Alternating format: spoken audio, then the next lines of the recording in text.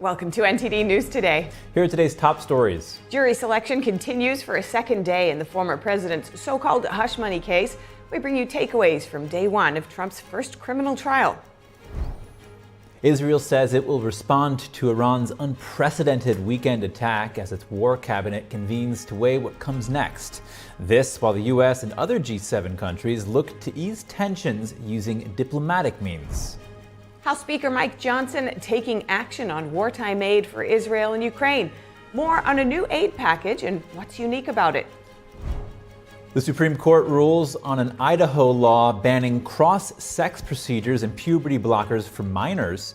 Find out what the court decided and what happens next. The impeachment of Homeland Security Secretary Alejandro Mayorkas. House lawmakers are expected to move forward with their case today. We have the details. And what are the public safety risks of the southern border crisis? A House panel will examine this today. We have coverage.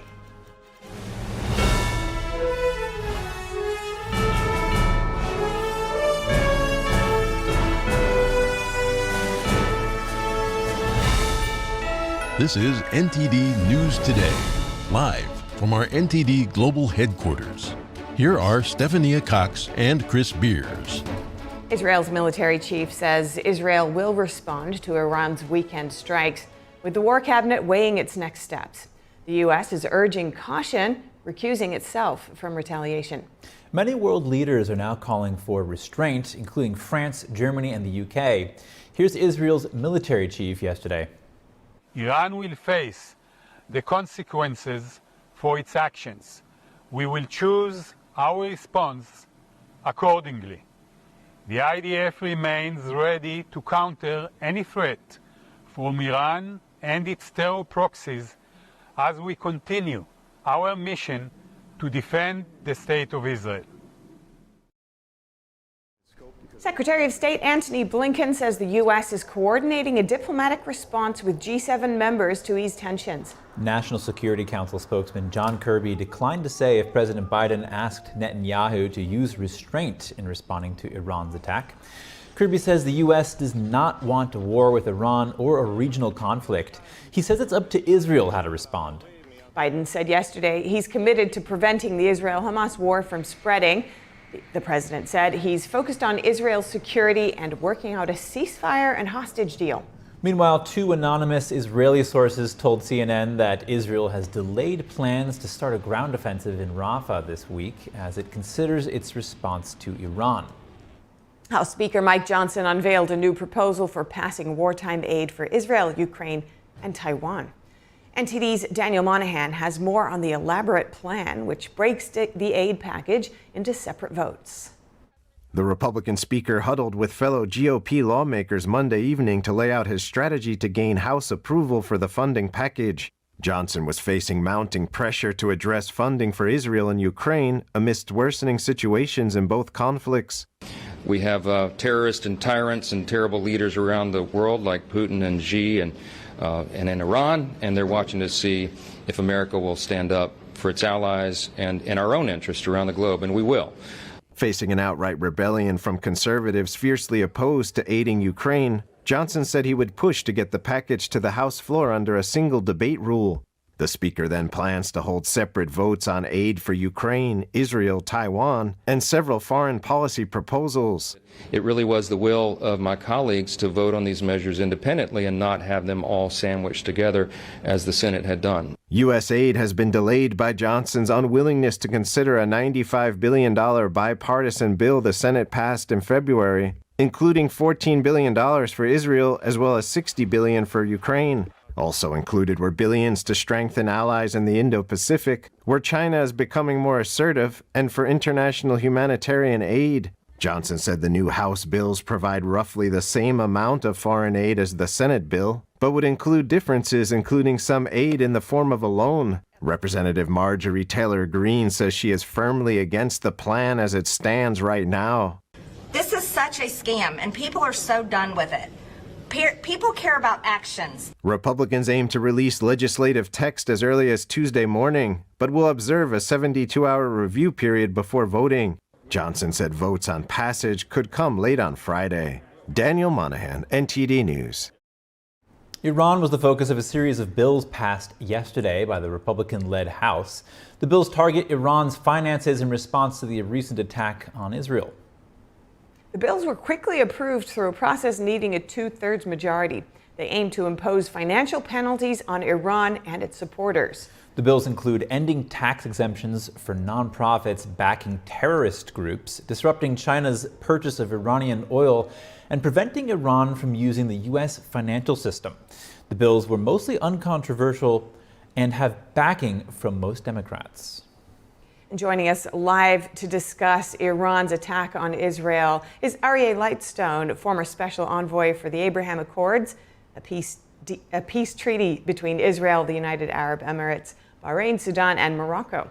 Aryeh also authored a book called Let My People Know, and we welcome him now. Aryeh, good to see you. How do you anticipate that Israel will respond to Iran? Well, I think Israel has three different options in terms of responding. Number one is it can finish the job in Gaza in terms of invading Rafah. It can go up north to Lebanon and push Hezbollah beyond the Litani River, or it can have a direct response on Iran in the mainland over there itself. I don't anticipate it doing all three, certainly not with U.S. backing. So I would anticipate something meaningful in Gaza, probably something slightly less so in Lebanon. And I anticipate at a time of their choosing, there will be certain members of the IRGC who will no longer be amongst the living come springtime. And what could all of this mean for achieving peace and stability in the Middle East, in your view? Well, I think what's become crystal clear to all those people willing to look at the Middle East honestly is that as long as Iran is enabled to be able to create their malfeasance across the region, there will not be stability. There can be the parts of peace like the Abraham Accords began, but as long as Iran is incentivized in order to be able to bring destruction to the region, then destruction will ultimately wind up winning out. Okay, so prior to Hamas's October 7th attack, Saudi Arabia and Israel were on the brink of a historic peace deal. Based on a report, there's speculation that Saudi Arabia actually helped defend Israel against Iran's recent attacks. Aryeh, what could this attack mean for Saudi-Israeli relations? Well, ironically enough, when President Obama received his Nobel Prize, he brought the people of the region together because he enabled Iran to grow, and the rest of the region is terrified of Iran, so they bonded together, sort of setting into the process the Abraham Accords. Once again, Iran attacking Israel has allowed the other countries in the region to put their differences aside to figure out how they can go ahead and push back against Iran. I'll give enormous credit to President Trump here. At the very end of his administration, he moved Israel into something called CENTCOM, which is Central Command. And because Israel was in Central Command, the coordination between the U.S., Jordan, Saudi, and the UAE went off flawlessly in one of the greatest aerial defense things that we've witnessed in human history. Yeah, that's definitely worth noting. Now, some foreign policy analysts are suggesting that if Israel's response to Iran's attack sparks a wider war, Israel's support among its allies could weaken. How much stock would you put in a view like that? I put a lot of stock in it. Israel's support is weakened across the board. I think this is actually a pretty good moral litmus test for the West. Is one willing to stand with Israel against Hamas, or is one willing to stand with Israel against Iran? And those who stand with Israel, I think, will be rewarded in the long run. And those who do not, their loyalty will be tested in what will be a very complicated century that we're in the middle of. I do believe that Israel is going to make decisions not based upon fair weather friends, and it will make decisions that's in the best interest of their citizens. Now, as I mentioned just earlier, you helped broker the Abraham Accords, which is a historic peace deal in the region. What's needed now to forge a path to peace and stability, and how can the U.S. effectively assist, especially with growing anti-Israeli and pro-Palestinian sentiment at home?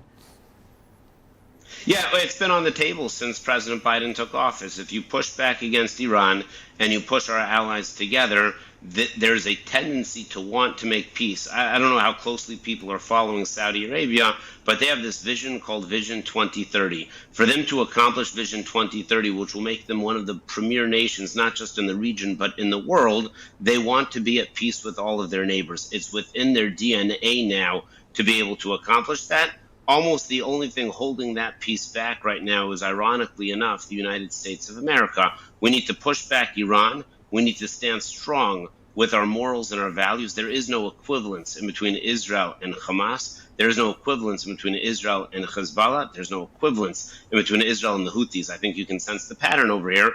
And if we stand with our allies, and it's very clear that the path to Washington, D.C. runs through Jerusalem, then peace will continue to break out in the Middle East as it did during the Abraham Accords. As soon as we have daylight in between us and the state of Israel, then part of the attraction of getting closer to the state of Israel goes away.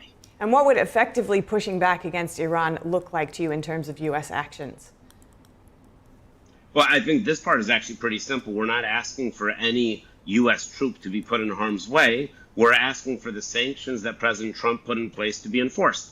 There is no reason that Iran has a functional economy by this Friday. There really is not. As the United States of America, if we enforce all of the embargoes against them, and we should, it's a UN nation that attacked our ally in the Middle East, how they have an economy and a currency by this Friday makes no sense. So we can actually defeat them economically without having to fire a shot.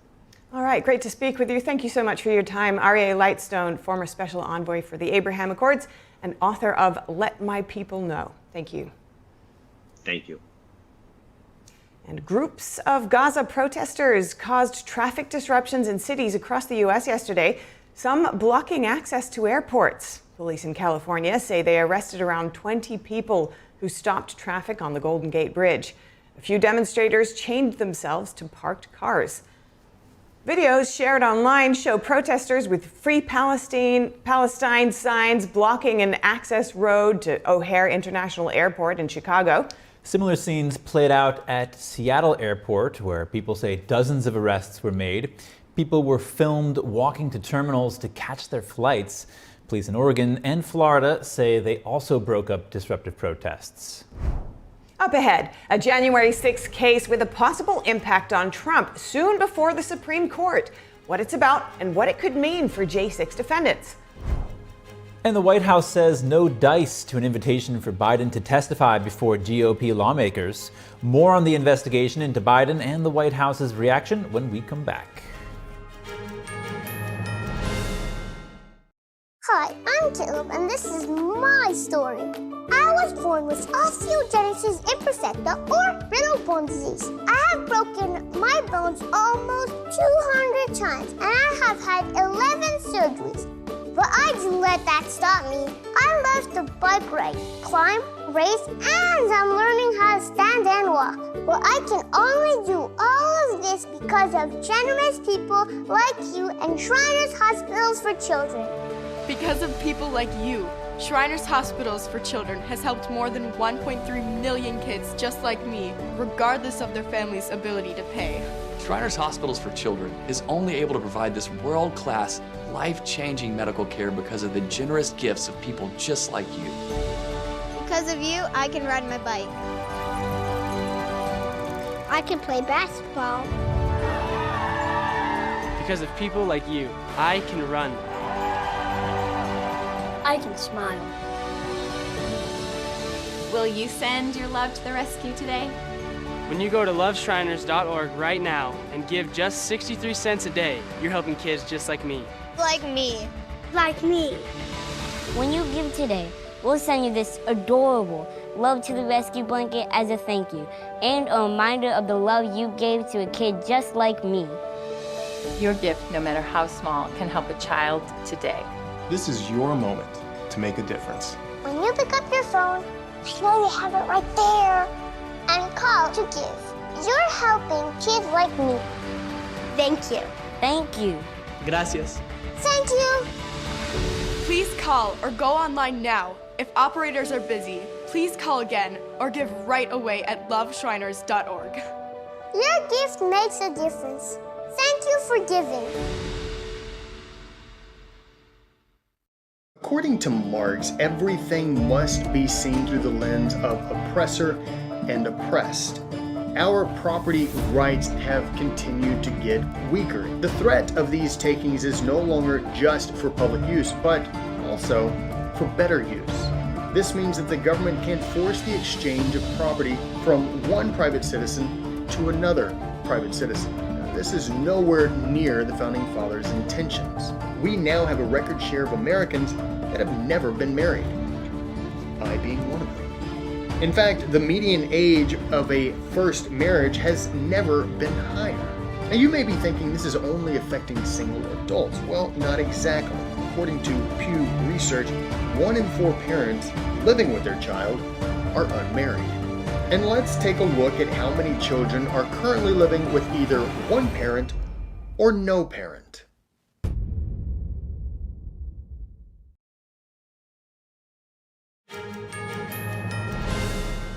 Former President Trump's first criminal trial enters its second day today, and finding a fair and impartial jury is proving difficult so far. Here's the former president speaking this morning. Thank you very much. This is a trial that should have never been brought. It's a trial that is being looked upon, looked at all over the world. They're looking at it and analyzing it. Every legal pundit, every legal scholar said this trial is a disgrace. We have a Trump-hating judge. We have a judge who shouldn't be on this case. He's totally conflicted. But this is a trial that should never happen. It should have been thrown out a long time ago. If you look at Jonathan Turley, Andy McCarthy, all great legal scholars, there's not one that we've been able to find that said this should be a trial. I was paying a lawyer and marked it down as a legal expense. Some accountant, I didn't know, marked it down as a legal expense. That's exactly what it was. And you get indicted over that? I should be right now in Pennsylvania, in Florida, in many other states, North Carolina, Georgia, campaigning. This is all coming from the Biden White House because the guy can't put 2 sentences together. He can't campaign. They're using this in order to try and win an election, and it's not working that way. It's working the opposite way. So check that out. Legal expense. It's called legal expense. That's what you're supposed to call it. Mr. Trump, you get indicted on that. Nobody's ever seen it. Nobody has ever seen anything like it. So thank you very much for coming. I'm now going to sit down for many hours. I am now going to sit down. The voters understand it. All you have to do is look at the polls. This is a sham trial, and the judge should recuse himself because it's totally conflicted. Thank you very much. Trump is accused of falsifying records as part of a scheme to pay off adult film actress Stormy Daniels. She alleged that Trump had an affair with her, a charge that Trump denies. More than half of the first batch of potential jurors were dismissed after answering questions about their backgrounds and whether they have strong feelings on Trump. Jury selection will continue today and is expected to take at least a week. Trump was involved little in yesterday's proceedings as his attorneys debated prosecutors over what evidence could be used during the trial. Here's more. It was a told you so moment for former President Trump's lawyers on Monday as more than 50 potential jurors in Trump's first criminal trial were excused. Trump's lawyers argued he would not get a fair trial in Manhattan. Many potential jurors were dismissed after admitting they had strong feelings about Trump, one way or the other. I think it played out with respect to jury selection almost exactly as we expected. When you've had wall-to-wall media coverage in, frankly, the media capital of the world on a case like this for as long as you've had it, it's going to be very tough to find people who can come into the courtroom without preconceived biases about the evidence, about the law. Another Trump attorney asked for additional time to weed out potential biased jurors, a request granted by the judge and the DA's office. Jury selection is expected to take up to a week, and this could drag it out further. Though Trump was not the center of attention on Monday, prosecutors asked Judge Merchan to fine the former president $3,000 for allegedly violating his gag order. They pointed to several social media posts Trump made, in which he called former lawyer turned witness Michael Cohen a sleazebag, and posted a letter from Stormy Daniels in which she denies having an affair with Trump. Daniels has since stated the letter was not true. Much of day one revolved around deciding on the evidence that could be admitted during the trial. In a victory for the prosecution, Judge Merchan allowed Karen McDougal to testify. She's another actress who said Trump had an affair with her.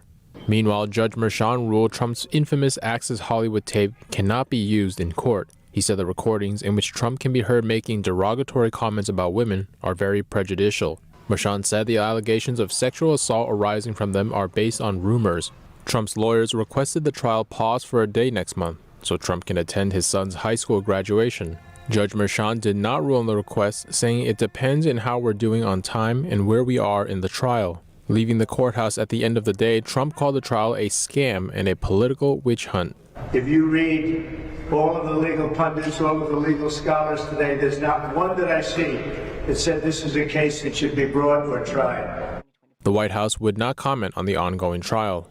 I just want to be super mindful and not comment on an ongoing case, even if it's asking an opinion about the historic nature of what's happening and what's going to occur in the next couple of weeks. So do want to be mindful. And he happens to be, as you just said, a candidate, a presidential candidate for 2024. So going to be mindful. The president's going to continue to focus on the week ahead. Meanwhile, a handful of supporters and opponents of Trump clashed outside the Manhattan courthouse. This trial is one of 4 criminal cases Trump is currently facing. The trial for Trump's alleged mishandling of classified documents is set for May 20th, though Trump's lawyers are working to delay it.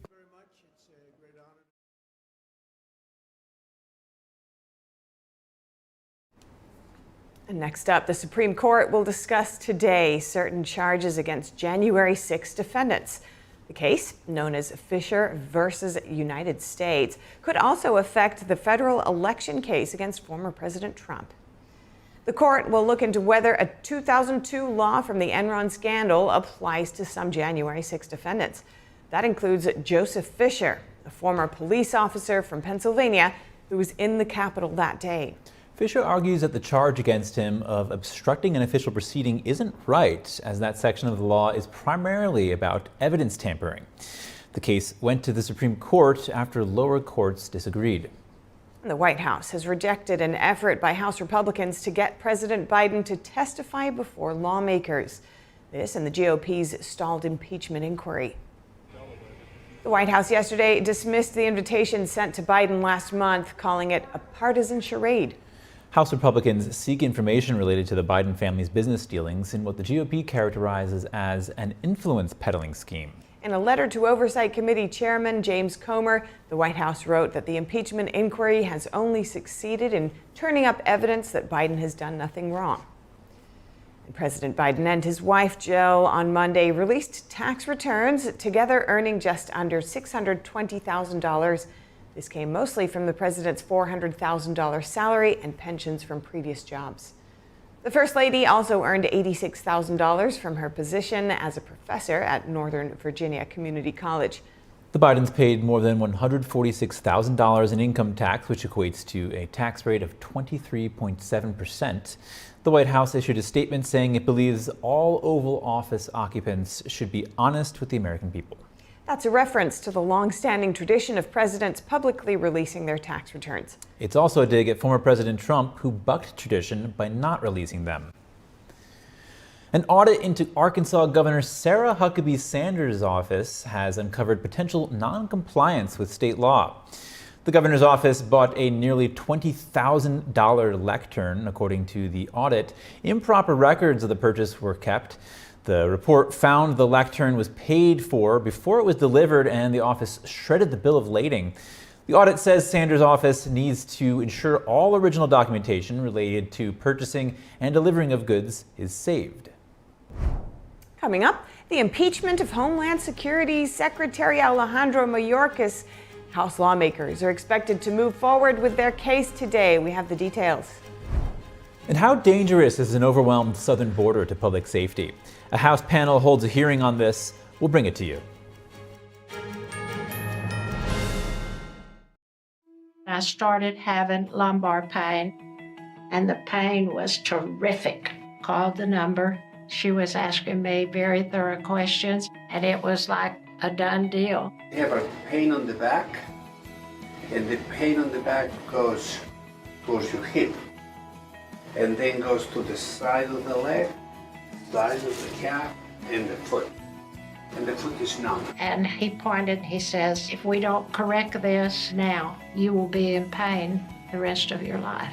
Carol was wheeled across the parking lot to the on-campus imaging center for updated MRIs. Immediately after that, left that building, got back over here. He was in there and had the results of that on the screen. We're gonna go between this, and this. That is going to get you almost brand new. Okay? All right, back to my active self. Yeah. No pain. No pain. No pain here. No. No pain here. No. No pain on the foot. No. No pain on the side. No. No pain on the side. No. No pain on the butt. No. When I came out of that, they said my whole face, everything was different. I am a new person. Oh, a new person, Dr. Bonatti. You did. And you told me I would be. I said, I'm not in pain. I'm in awe. And I'm going home restored. Bonatti succeeds where others fail. For more stories like these and the rest of our program, check out American Medicine Today, featuring cutting-edge medical and science innovators and a medical professional's insight on political and social issues plaguing our nation and healthcare. American Medicine Today, Saturdays 6 and Sundays at 9 on NTD Television and other streaming platforms. When I drink it, the first thing was I feel the warmth in my tummy. It's kind of like gently radiating out, a kind of a very comforting warmth. And it was really good, actually. I felt much better. I did feel, actually, an effect. And I find that it is actually better when I take it regularly. It's actually steamed and dried 9 times. And so it's really, the essence is really extracted. Then the second time, I tried it really like on an empty stomach and just 2 teaspoons of it, and over a few times. And wow, that was a big difference, because suddenly I could feel, wow, I was very good energized. I didn't have to eat. I could work outside in the garden for a couple of hours, and I still felt very well. And I was impressed by that. So I think it's a good product.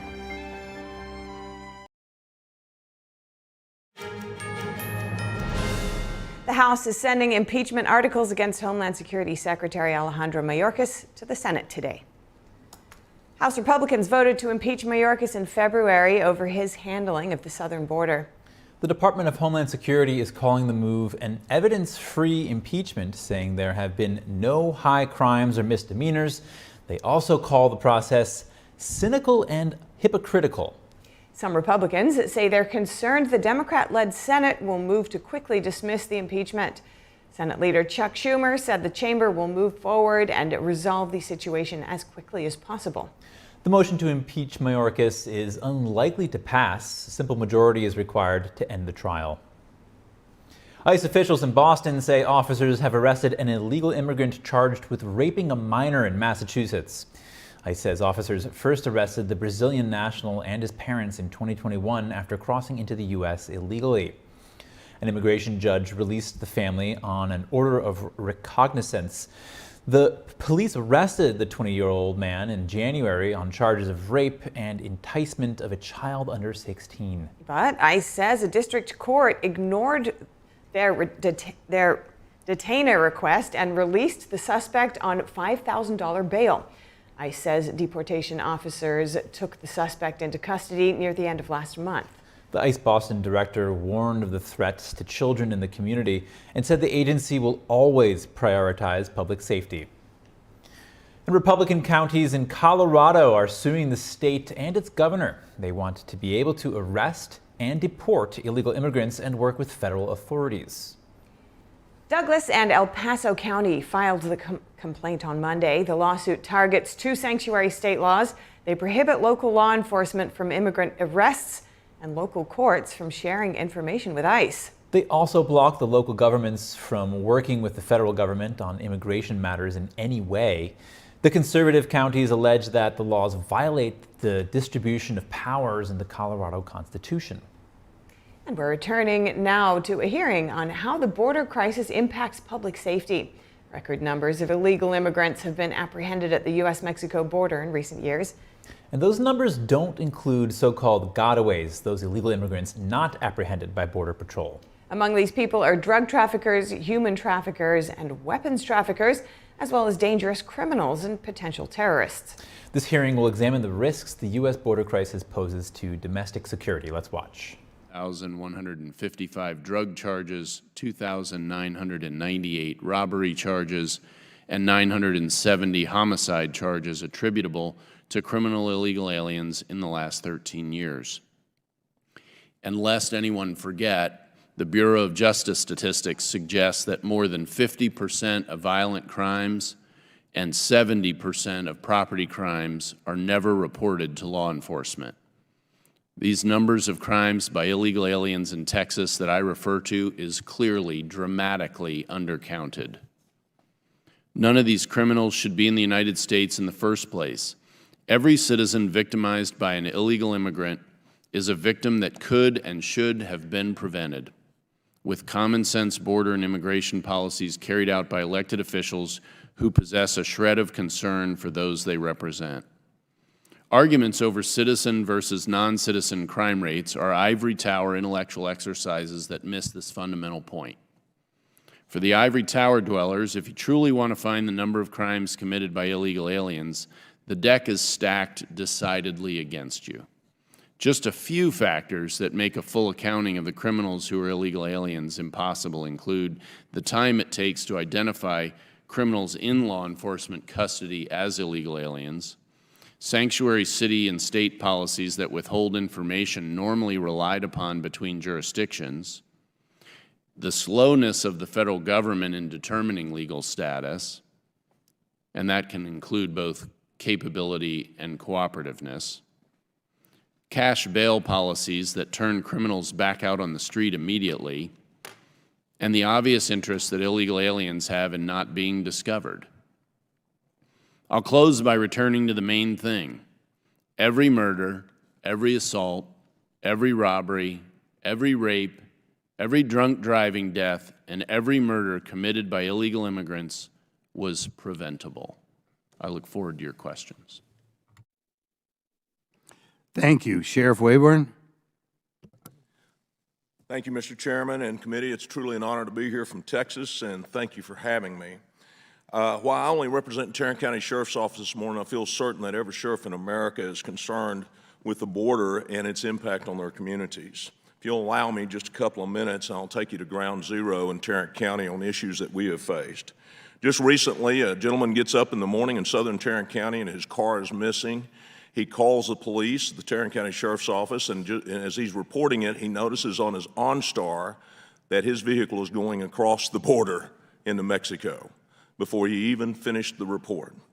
And further, the DPS at the same time, just a few days later, and along with HSI, is taking down a stash house in Tarrant County with several immigrants in it that owed the cartel money.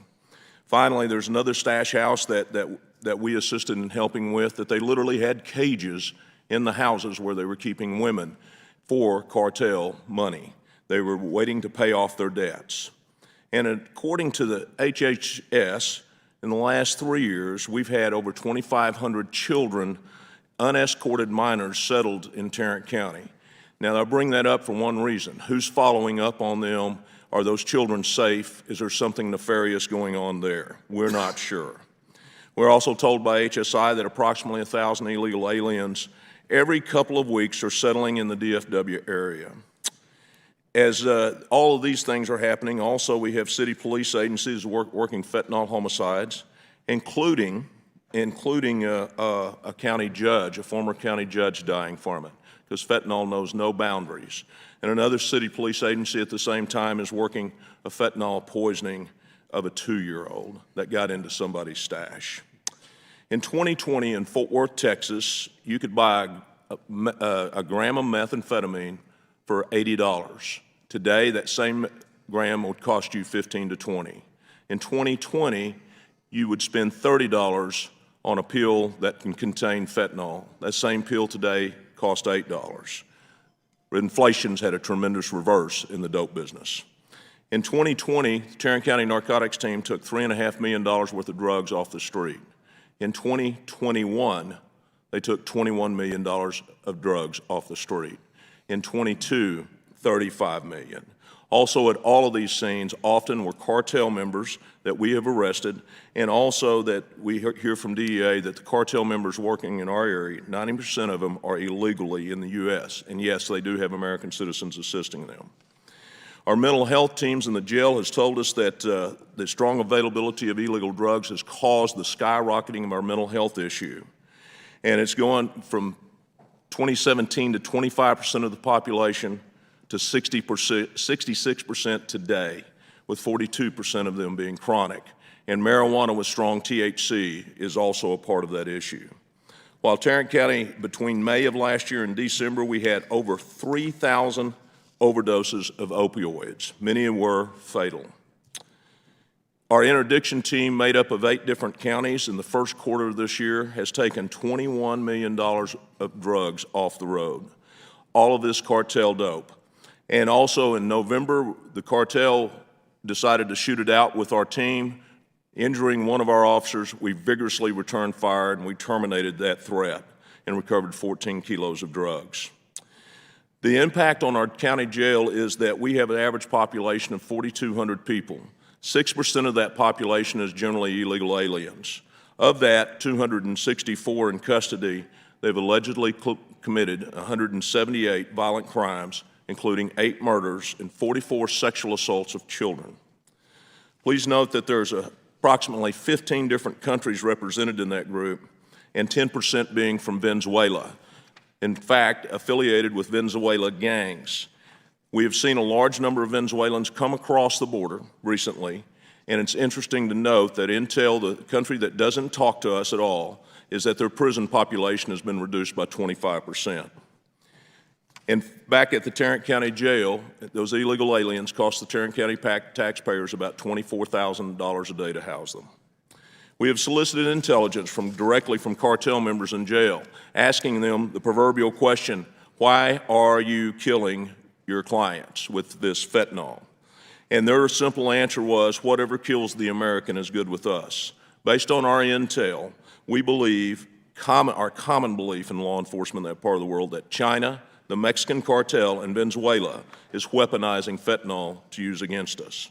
With a daily overdose in Tarrant County of 15 and a fentanyl death every day and a half, and 300 in the nation, we are very thankful for Narcan. We've had tons of saves with Narcan, dozens of times. The sheriffs in Texas agree that securing the border and reforming immigration are entirely 2 different issues. We first must secure the border. With the concern of the terrorist watch list people showing up at the border that we've identified, and the near 2 million gotaways, it's those other people that we don't know about that keeps us up at night. And Christopher Wray from the FBI has sounded the alarm. All warning lights are on. While I would like to ask lawmakers to do a lot of things, one of the things that the long haul is that we do have to curb our appetite for drugs and sex trafficking. That's an issue of America. With all that said, we must, I believe, urgently dispatch resources to secure our border, insist on other countries following the rule of law, including asylum, and hold the threat of trade and foreign aid in the balance. Finally, formally declaring the Mexican cartels as public enemy number 1, and ensure that the only invitation to come to America is that which is of legal means, which we invite those people and greet them with open arms. Thank you for listening. God bless you all, and Godspeed on these issues. Thank you. We'll move on to Sheriff Chapman. Good morning. Thank you, Mr. Chairman, a ranking member, and members of this committee. My name is Mike Chapman. I am the elected sheriff of Loudoun County, and I appreciate the opportunity to appear before this committee today on behalf of the National Sheriff's Association as you address border security, national security, and the effectiveness of law enforcement. Loudoun County sits about 30 miles southwest of Washington, D.C., and is a home to about 450,000 residents. While not a border county, we face many of the same challenges resulting from a porous border when it comes to illegal immigration, criminal activity, and the movement of illegal drugs. I am in my 46th year of law enforcement, having served 7 in local law enforcement, 23 as a special agent with the Drug Enforcement Administration and 4 domestic assignments, to include McAllen, Texas, and in 3 foreign assignments. I'm a 4-time elected sheriff of Loudoun County, having served over 12 years. I serve as the chairman for Homeland Security for the National Sheriff's Association and on the NSA Board of Directors. I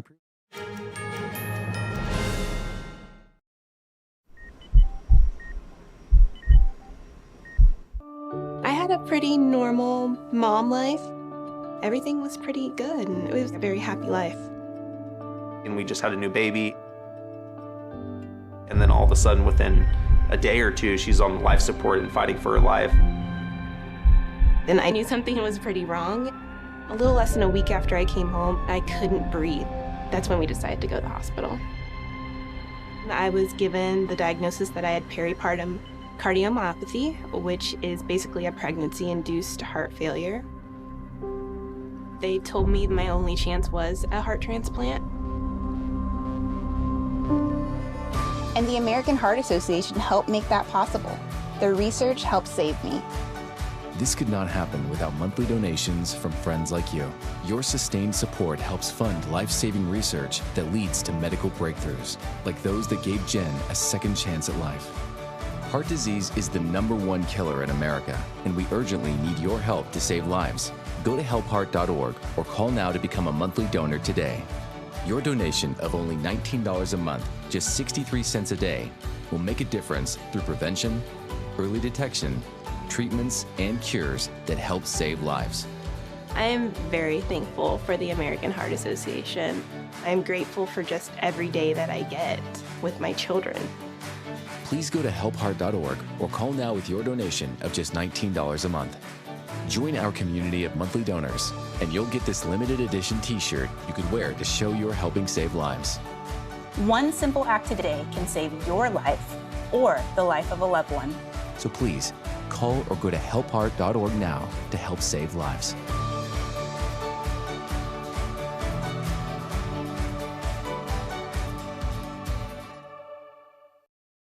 When I started MyPillow, it was just a problem solution, one product company. Well, since then, with the help of my dedicated employees, we now have hundreds of products, some you might not even know about. To get the word out, we're having a $25 extravaganza. 2-pack multi-use MyPillows, $25. MyPillow sandals, $25. And for the first time ever, our 6-pack towel sets, you guessed it, just $25. Our brand new 4-pack dish towels, $25. And I've never done this before. Premium MyPillows with all new Giza fabric, any size, any loft level, even king size for only $25. And there's so much more. So go to MyPillow.com or call the number on your screen. Use your promo code for our $25 extravaganza. Order $75 and over, your entire order ships absolutely free.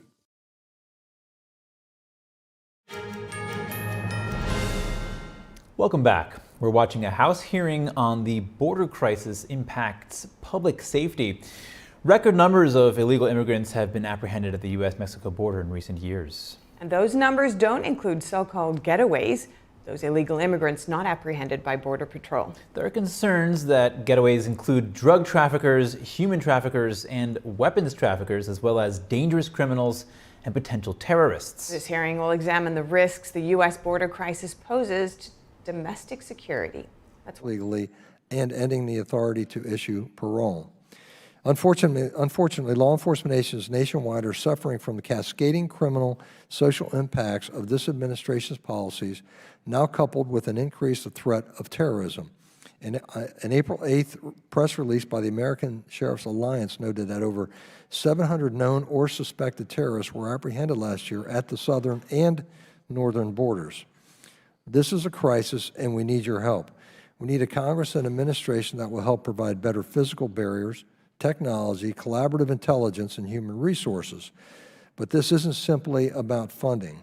We need an administration that supports the dangerous work of our profession and encourages the enforcement of existing laws, one that will allow Customs and Border Patrol, Border Protection, ICE, and others to do their job.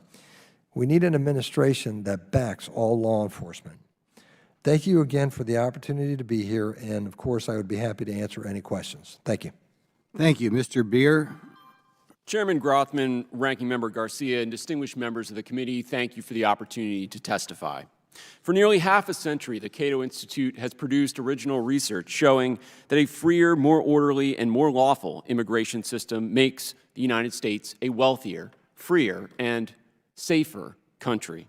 As America's founders recognized, free societies direct people, whatever their background, ancestry, or birthplace, toward activities that benefit mankind. Economist Julian Simon called people the ultimate resource, because it is only our creativity and work that transforms natural resources into human resources. Never has immigration been more important to this process than today, when we have 9 million open jobs and our labor force would be falling without immigrants. Economically productive people make goods and services that improve the lives of Americans in countless ways. They also make for safer communities. Increased economic activity, such as starting businesses and filling housing vacancies, are proven ways to reduce crime. Immigrants reversed the decay in our cities, contributing to massive drops in crime in the 1990s and 2000s. Today, immigrants pay $250 billion in taxes to state and local governments, 50% more than they get in benefits, increasing the resources for law enforcement. Many immigrants become law enforcement officers themselves, and many more cooperate with law enforcement to stop and solve crimes.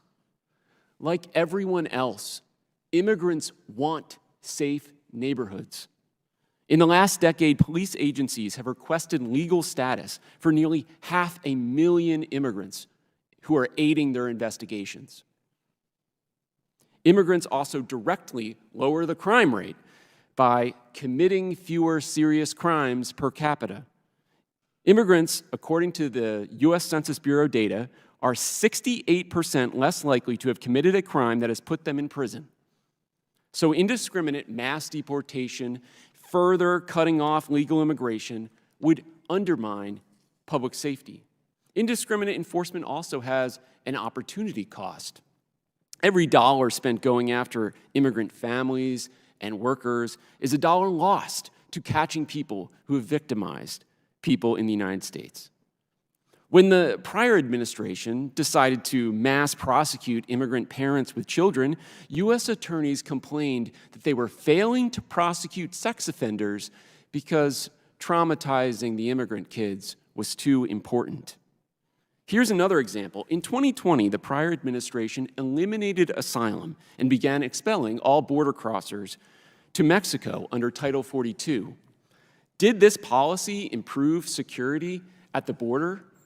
Not at all. Criminal crossings spiked to record highs by December 2020, and evasions of Border Patrol grew at an unprecedented pace.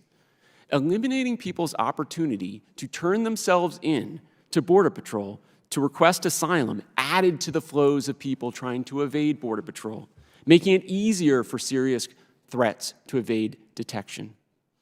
With very little help from Congress, this administration is trying to improve the situation.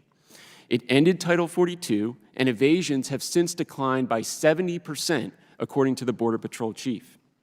It has opened a few legal pathways for entry, which, although limited, have reduced illegal crossings by hundreds of thousands. Policy should focus on making immigration legal and orderly. Instead, Congress's caps on legal immigration blocked 97% of the applicants for legal permanent residence this year. It's time for a new approach. Make legal immigration possible again. Let me end here. When someone harms another person, justice demands they pay for it. In America, we say, if you do the crime, you do the time.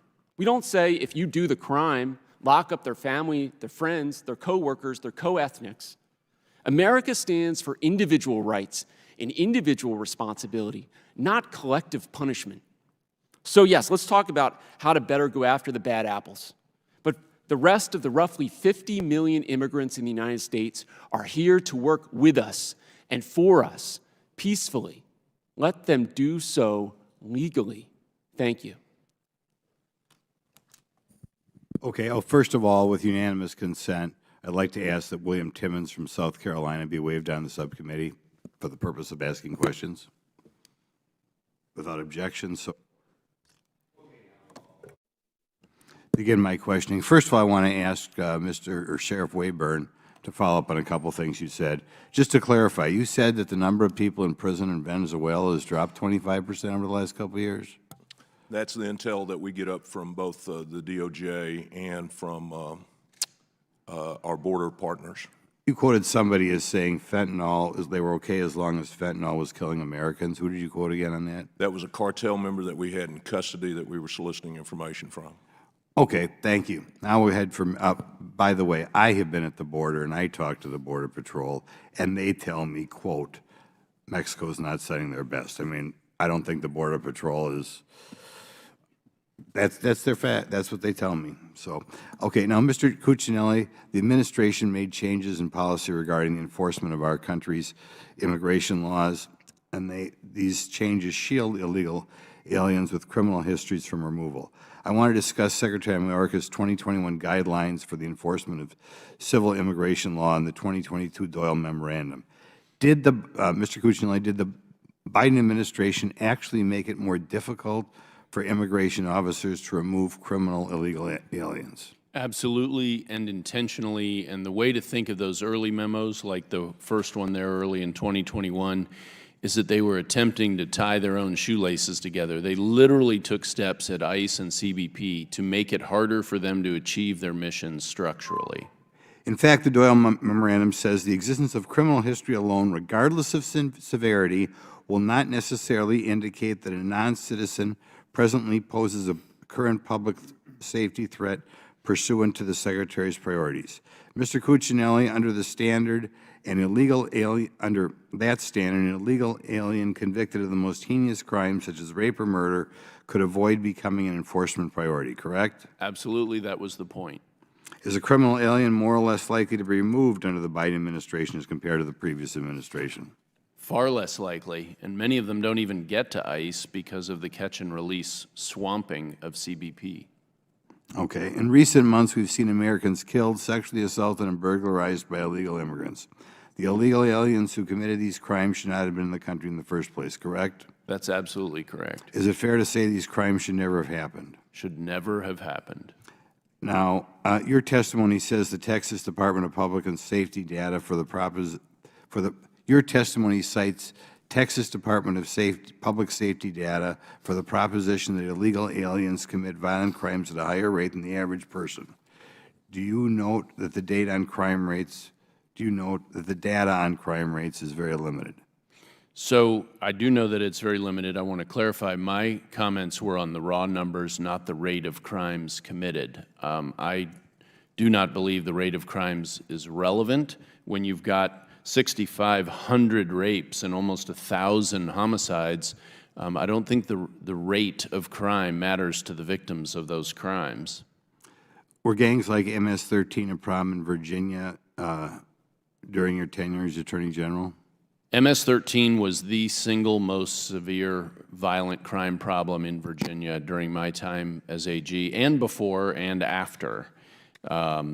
Sheriff Chapman could speak to the present day more acutely than I could, but there was no question that in the last 20 years it is the illegal immigrant-based gangs, which do not cover all of Virginia. The Richmond and Norfolk corridor is still what I would call traditional gangs are predominant there, but they are not as violent as the illegal immigrant-based gangs.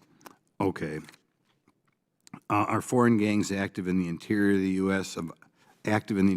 A violent crime threat? Absolutely. They're one of the worst violent crime threats, and some of the most vicious behavior. Some of it is quite extreme. Okay.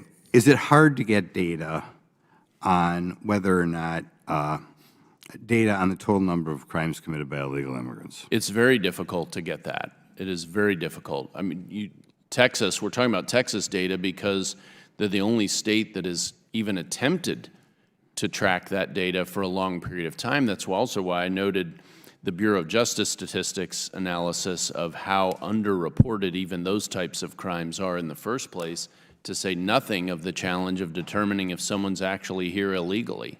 Okay. My ranking member here has told us that people crossing the southern border are committing crimes at a less rate than the native-born population. Do you care to respond to that? So, first of all, I'm using round numbers here, but over 10 million people have crossed the border under President Biden. Over 2 million of them, we have no information about their gotaways, and presumably there was a reason that they weren't running to Border Patrol, they were running from Border Patrol. So when you hear comments about evasions of Border Patrol being down, that's not necessarily a good sign. If they have a reason to run to Border Patrol because they're going to be caught and released without question, as you noted, regardless of the severity of any criminal record that's uncovered, then you're going to see more evasions. We have over 2 million of those folks. It's impossible to determine the rate of crime among a group of people we can't even identify. Okay, so really, that would be impossible to get that. It is. Okay, thank you. On to Mr. Thank you. I've only been in Congress for a year. I served as mayor for 8 years before that. That is just not the way that you actually take data on crime. So I think we also need to be realistic and honest about the way crime is measured in the United States. It's measured when a crime is committed. That's when you take the data. For round-the-clock original news coverage, visit us at ntd.com or download our NTD app. Stay with us and we'll bring you more in the next 2 hours.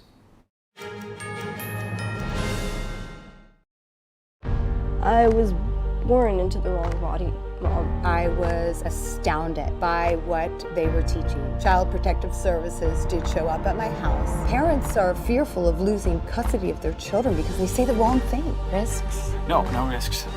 We got everything covered, I assure you, Mrs. Connors. They don't want anyone to know the truth. I can't stay quiet about this anymore. It's destroyed my health. We're pushed into silence.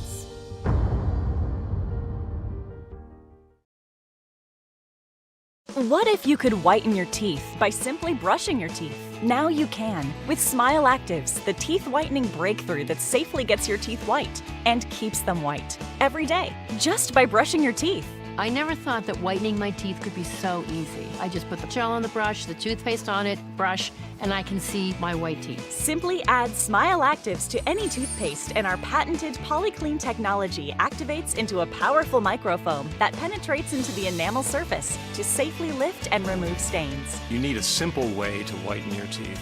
Without strips, without trays, without going to the dentist. And it was about time that a product was developed that you would be able to do that with just brushing. And now, Smile Actives is even better with new Pro Whitening Gel with 33% greater whitening power, clinically shown to whiten teeth faster, up to 8 shades. 100% of users saw whiter teeth.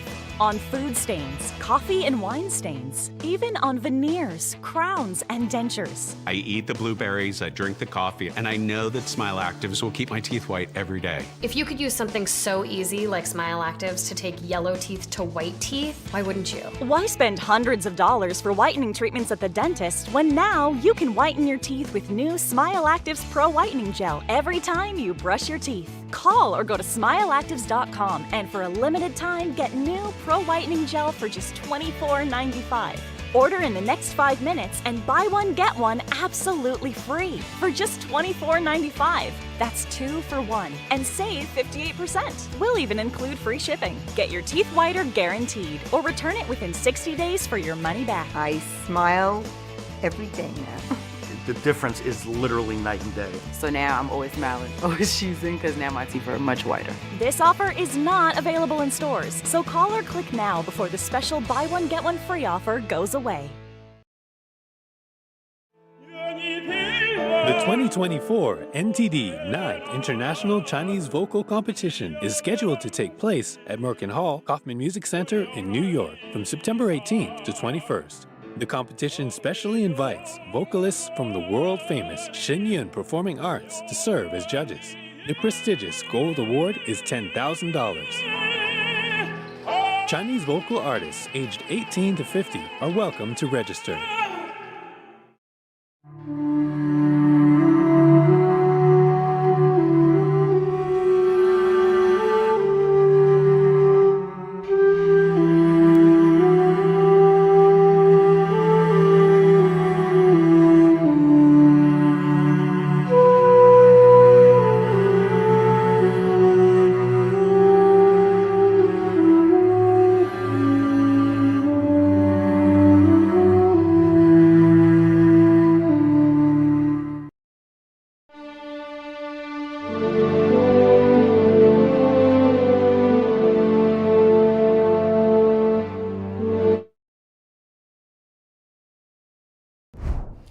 Welcome to NTD News Today. Here are today's top stories. Israel's war cabinet is convening today to discuss a potential response to Iran's attack over the weekend.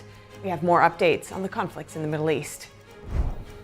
As Israel plans a counter-strike on Iran, world leaders urge restraint.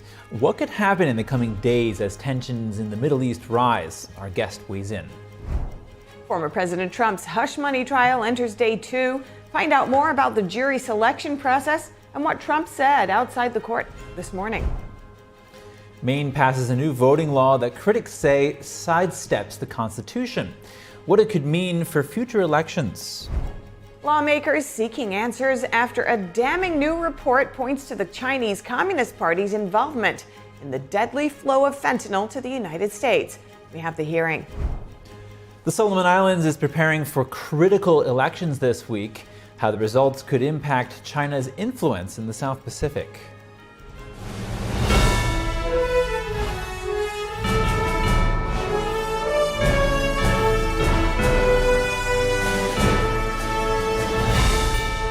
This is NTD News Today, live from our NTD Global Headquarters.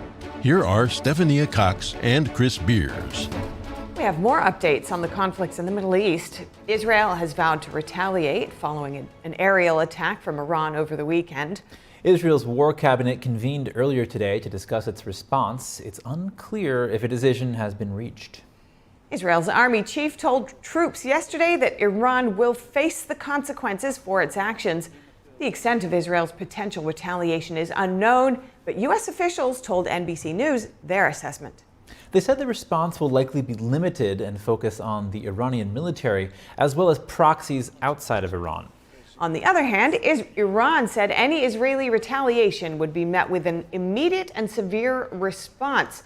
An Iranian foreign affairs official said the response would come in seconds, not hours. And back in the U.S., the House will vote on a foreign aid bill for Israel later this week. It will be separate from a Ukraine aid bill, and today Treasury Secretary Janet Yellen said her department would use sanctions to disrupt Iran's malign activities. House Speaker Mike Johnson unveiled a new proposal for passing wartime aid for Israel, Ukraine, and Taiwan. NTD's Daniel Monahan has more on the elaborate plan, which breaks the aid package into separate votes. The Republican speaker huddled with fellow GOP lawmakers Monday evening to lay out his strategy to gain House approval for the funding package. Johnson was facing mounting pressure to address funding for Israel and Ukraine amidst worsening situations in both conflicts.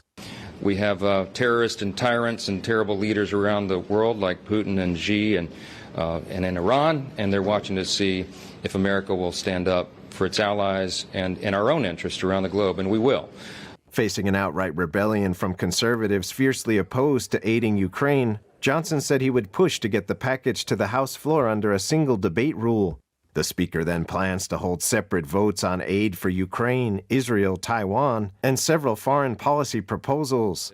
It really was the will of my colleagues to vote on these measures independently and not have them all sandwiched together as the Senate had done. U.S. aid has been delayed by Johnson's unwillingness to consider a $95 billion bipartisan bill the Senate passed in February, including $14 billion for Israel as well as $60 billion for Ukraine. Also included were billions to strengthen allies in the Indo-Pacific, where China is becoming more assertive, and for international humanitarian aid. Johnson said the new House bills provide roughly the same amount of foreign aid as the Senate bill, but would include differences, including some aid in the form of a loan. Representative Marjorie Taylor Greene says she is firmly against the plan as it stands right now.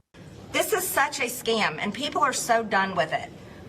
People care about actions. Republicans aim to release legislative text as early as Tuesday morning, but will observe a 72-hour review period before voting. Johnson said votes on passage could come late on Friday. Daniel Monahan, NTD News. Iran was the focus of a series of bills passed yesterday by the Republican-led House. The bills target Iran's finances in response to the recent attack on Israel. The bills were quickly approved through a process needing a 2/3 majority. They aim to impose financial penalties on Iran and its supporters. The bills include ending tax exemptions for nonprofits backing terrorist groups, disrupting China's purchase of Iranian oil, and preventing Iran from using the U.S. financial system. The bills were mostly uncontroversial and have backing from most Democrats. Joining us now for analysis of the mounting tensions in the Middle East is Jonathan Tobin, editor-in-chief of Jewish News Syndicate. Good to have you back, Jonathan. What do we know about any potential Israeli counterstrike after Netanyahu's multiple war cabinet meetings on the topic? Well, we know that the war cabinet, which is a smaller section of the overall cabinet of the government of Israel, which is composed of Netanyahu, his defense minister, Yoav Gallant, and the head of the opposition, Benjamin Gantz, who would like to replace Netanyahu. They're agreed that Israel must respond to Iran's attack on Israeli soil, and that to listen and to heed the American advice to exercise restraint makes as little sense as President Biden's efforts to try to get Israel not to finish off Hamas in Gaza. Israel cannot afford to let that happen. Its enemies must know that it will respond. This didn't begin just a few days ago. Iran and its proxies like Hezbollah and Lebanon, as well as Hamas, have been attacking Israel continuously for months, and even before the October 7th massacres in southern Israel by Hamas. So Israel needs to establish that this cannot stand. They have to reestablish their deterrence. Merely playing defense against missile attacks won't do that. Jonathan, do we know anything about when or how or what this attack could look like against Iran? Well, the Israeli Defense Ministry hasn't shared that with me, and so I can't give it to you either. It's not clear exactly what they're planning to do. I do know this. The Netanyahu government is not looking to exacerbate its problems with Biden. They have enough arguments with him right now. They're hoping to do what they must to secure Israel's defense. They'd rather not get into another brawl with Biden, and they're hoping that he will understand that Israel has to respond. But the problem is, Biden has been talking out of both sides of his mouth, not only on the war against Hamas, but also about Iran. Much of his administration's foreign policy for the past 3 years has been devoted towards appeasing Iran and trying to effect a rapprochement with Iran, as did his old boss, President Barack Obama. That has led to the current problems, the October 7th massacres, the current Iranian attack. That's part of the problem that the United States has been still, and even just a few weeks ago, giving unfreezing $10 billion in funds to let Iran finance international terrorism. That is a mistake, and that's part of the problem here, because the United States isn't acting consistently. On the one hand, it wants to help defend Israel, but then it also is encouraging Israel's enemies in this way, and that's never going to work as a foreign policy. Now, Iran is saying that it would respond to any Israeli counterattack in a matter of seconds, not days. How serious is this threat? Well, Israel has to take all Iranian threats seriously. And if they're talking seconds, then obviously they're talking about using their auxiliaries in Lebanon, Hezbollah, which takes direct orders from Tehran. But there's another side to this. Hezbollah didn't join in the October 7th attacks.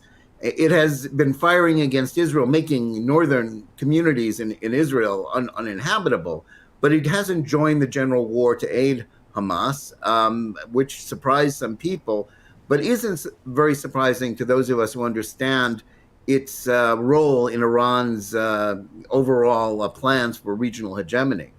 Hezbollah is Iran's failsafe.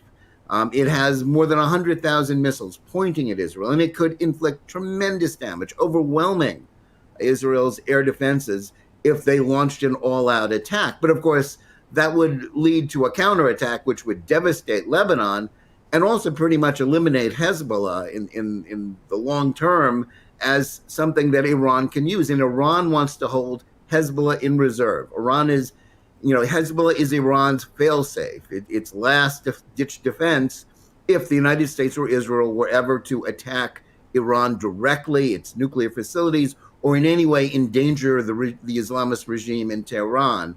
I doubt, very much doubt, that they will pull that trigger on Hezbollah. So Israel, has to be worried, but I don't think there's going to be an all-out war involving Hezbollah, because that would mean that Iran couldn't then employ it when it needed it later on. All right, Jonathan Tobin, editor-in-chief of Jewish News Syndicate. Thank you so much for your valuable insights. Have a great day. Thank you. Coming up, the Supreme Court rules on an Idaho law banning cross-sex procedures and puberty blockers for minors. Find out what they decided and what happens next. And Microsoft is investing $1.5 billion in United Arab Emirates-based artificial intelligence firm. Don Ma has the latest in the battle for tech dominance in just a moment here on NTD News Today. Tangazo hili linahusu njaa. Tarajia kuona watoto wakiwa na njaa katika maeneo haya. Mambo yalikuwa bora kwa miaka mingi. Tuliweza kupigana na njaa na watoto wachache walikufa. Lakini sasa mambo yamebadilika na kwa mabaya zaidi. Hii ni kwa sababu wakati huu ukame umeangamiza zaidi. Через війни та конфлікти ми мусимо залишати наші домівки і всі наші речі. Ми навіть не маємо їжі. Тому нам потрібна ваша допомога. Millions of children are fighting to survive due to inequality, conflict, poverty, and the climate crisis. Save the Children is working alongside communities to provide a better life for children. And there's a way you can help. Please call or go online to give just $10 a month, only 33 cents a day. We urgently need 1,000 new monthly donors in the next 30 days to help the children we support around the world. You can help provide food, medicine, care, and protection, plus so much more that a child needs, by calling right now and giving just $10 a month. Ви можете допомогти голодуючим родинам вижити. All we need are 1,000 monthly donors in the next 30 days. Please call or go online now with your monthly gift of just $10. Thanks to generous government grants, every dollar you give can have up to 10 times the impact. And when you call with your credit card, we will send you this Save the Children tote bag as a thank you for your support. Toto kote duniani potrzebuють вашої допомоги. Your small monthly donation of just $10 could be the reason a child in crisis survives. Please call or go online to hungerstopsnow.org to help save lives today. Is deep sea fish oil really healthy? Due to pollution in the oceans, most fish contain heavy metal elements and radioactive substances. That's why it's so important to choose a pure source of omega-3. Puritang green vegetable omega-3 is made from purslane and perilla seeds, which are rich in nutrients and minerals, especially vitamins A, D, E, calcium, and iron. With natural processing and no harmful chemical additives, it has more than 90% concentration of omegas 3, 6, 7, and 9. It effectively improves brain power and is beneficial to the heart's health. Puritang Omega-3 does not smell of fish and contains no pollutants, so both adults and children can safely and easily consume it over a long period of time. Puritang Green Vegetable Omega-3. Greener, healthier, and more effective. Visit puritang.com to learn more. Join us on NTD Good Morning because we want you to stay informed. Kickstart your morning with the latest you missed overnight. Right, and don't forget that inspiration. Absolutely, so let's shine some light on the good news too. Tune in every weekday morning to NTD News.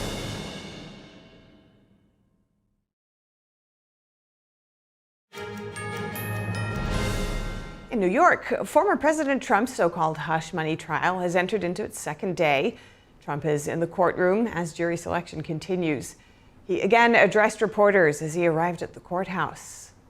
Thank you very much. This is a trial that should have never been brought.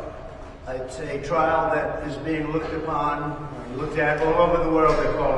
They're looking at it and analyzing it. Every legal pundit, every legal scholar said this trial is a disgrace.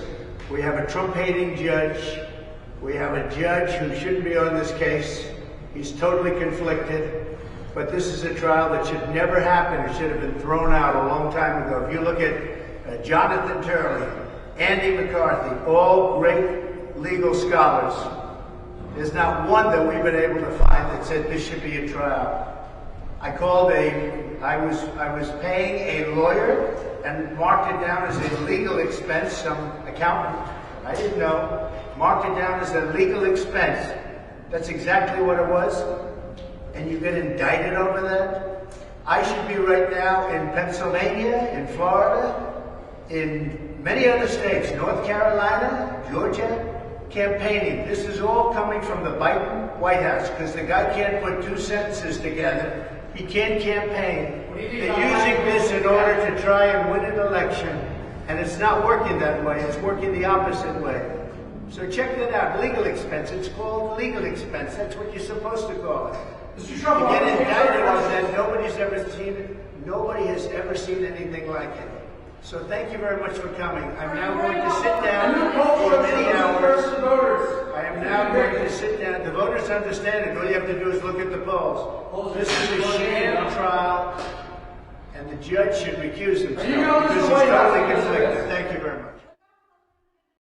Trump also said he should be campaigning right now instead of in court. The current task in the trial is to find 12 jurors and 6 alternatives. The process could take up to 2 weeks. 96 potential jurors were summoned. More than half of them said they couldn't be fair and impartial in a case involving Trump. The Manhattan District Attorney's Office told the judge that Trump violated a gag order with posts on Truth Social and asked the judge to fine him. Meanwhile, the Supreme Court will hear arguments on April 25th on Trump's presidential immunity in the federal elections case. The judge in the New York case denied permission for Trump to go to D.C. for the Supreme Court hearing. President Biden is on a multi-city tour of the battleground state of Pennsylvania today.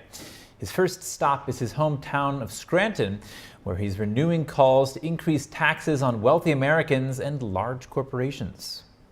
Biden will head to Pittsburgh on Wednesday and Philadelphia on Thursday to campaign on tax and economic policies and to counter Trump. Trump was in eastern Pennsylvania on Saturday for a campaign rally that drew thousands of supporters. Pennsylvania is a top prize with its 19 electoral votes and voters who swing between backing Democrats and Republicans. Biden won Pennsylvania in 2020 by less than 1.5% of roughly 80,000 votes. Trump beat Hillary Clinton there by fewer than 45,000 votes in 2016. Polls show another close race. And Maine Governor Janet Mills announced she's approving a bill that would change how the state's electoral college votes are awarded. Instead of the current system where votes are awarded based on congressional districts or the state's popular vote, Maine's votes will go to the winner of the national popular vote. This is part of a movement by the National Popular Vote Group to have states enter into an agreement where the presidency goes to the candidate with the most votes nationwide. Supporters argue it ensures every vote counts equally, while critics say it sidesteps the Constitution and could silence smaller states' voices. Governor Mills allowed the bill to become law without her signature. Maine now joins 15 other states and the District of Columbia in adopting this change. The pact needs 270 delegates to take effect. Maine's addition would bring the total to 209. An Idaho law that criminalizes cross-sex procedures for minors can broadly take effect. The Supreme Court yesterday decided it's not constitutional. Idaho's governor signed the law last year. It makes it a felony to provide cross-sex procedures and puberty-blocking drugs to minors. Healthcare professionals can face up to 10 years in prison for providing procedures and drugs that are inconsistent with a child's biological sex. In February, the state filed an emergency request to block an order from a lower court that stopped implementation of the law. Monday's high court ruling allows Idaho to enforce the law while the lower court deals with questions related to the issue. Lawyers for teenagers who identify as another gender have challenged the legislation.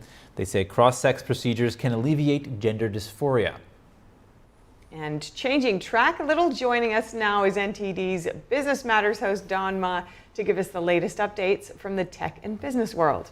Talk to us about what's going on out there today, Don. Right, so I wanted to bring your attention to Microsoft and what the company is doing. It seems like so Microsoft investing about $1.5 billion in a UAE-based artificial intelligence firm.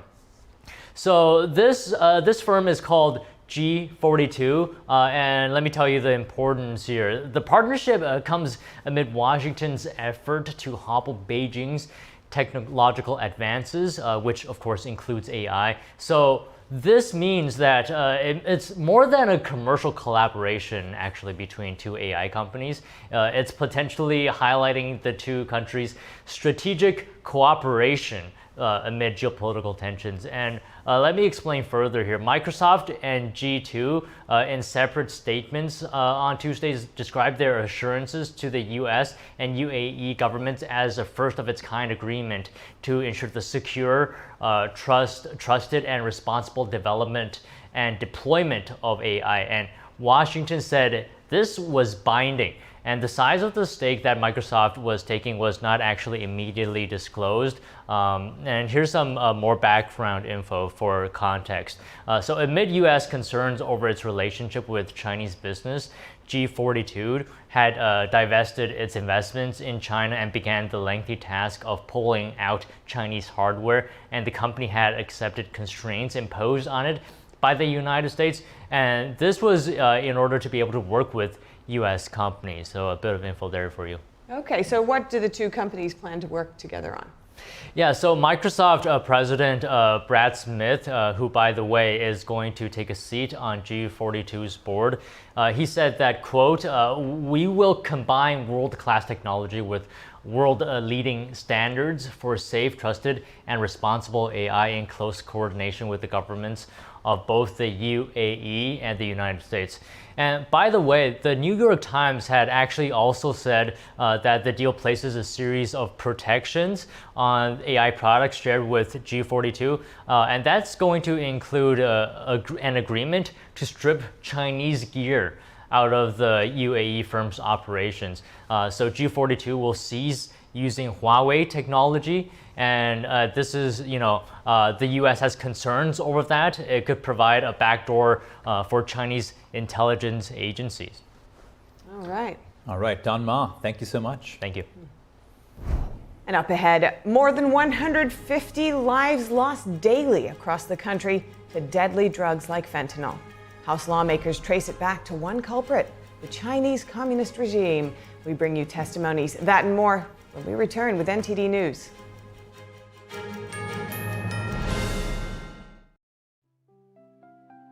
This is such a gentle painting, so beautifully portrayed. A group of people reading together in this simple, everyday-looking living room. A young girl reading along with an adult, a grandparent sitting in the lotus position, a businessman in his typical suit. You see all those people, they look like they have quietly settled down there. And you as a viewer, it looks like you've just stepped in the door. You can't see what it is they're reading, so you're a little bit curious and you're kind of invited to walk in. This harmonious feeling is not by accident. It is the very subject of the work. The book they are reading is the main text of Falun Gong, which is an ancient Chinese spiritual discipline in the Buddhist tradition. At the core of Falun Gong are the values of truthfulness, compassion, and forbearance. Unfortunately, the practice is banned in China, where the artist resides. Thousands have been killed for their faith.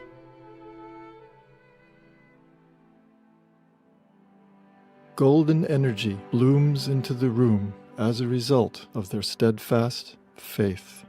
The painting on the back wall reminds us of this work's title, Plum Blossoms in a Muddy World. It's also a metaphor for the practitioners that are sitting in the room as plum blossoms. They signify perseverance and hope that all brutal winters end and life is renewed once again. The magical painting.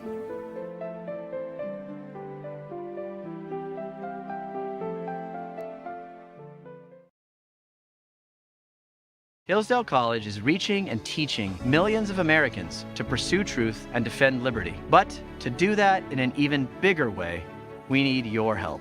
Your generous support helps educate students from kindergarten to college, all while refusing every penny of government funding, even indirect funding like student loans or grants. And your dedicated giving allows us to teach millions of Americans through our free online courses. You make all the difference. Give a gift today. Just use this link.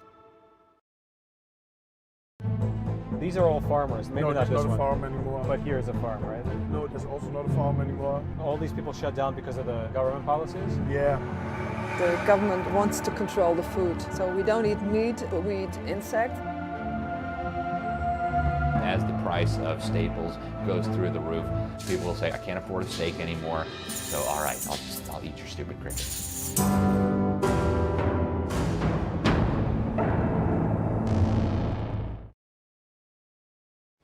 We're in the nation's capital asking the important questions so that you're in the know. Join us daily, Monday through Friday, on the Capitol Report on NTD News.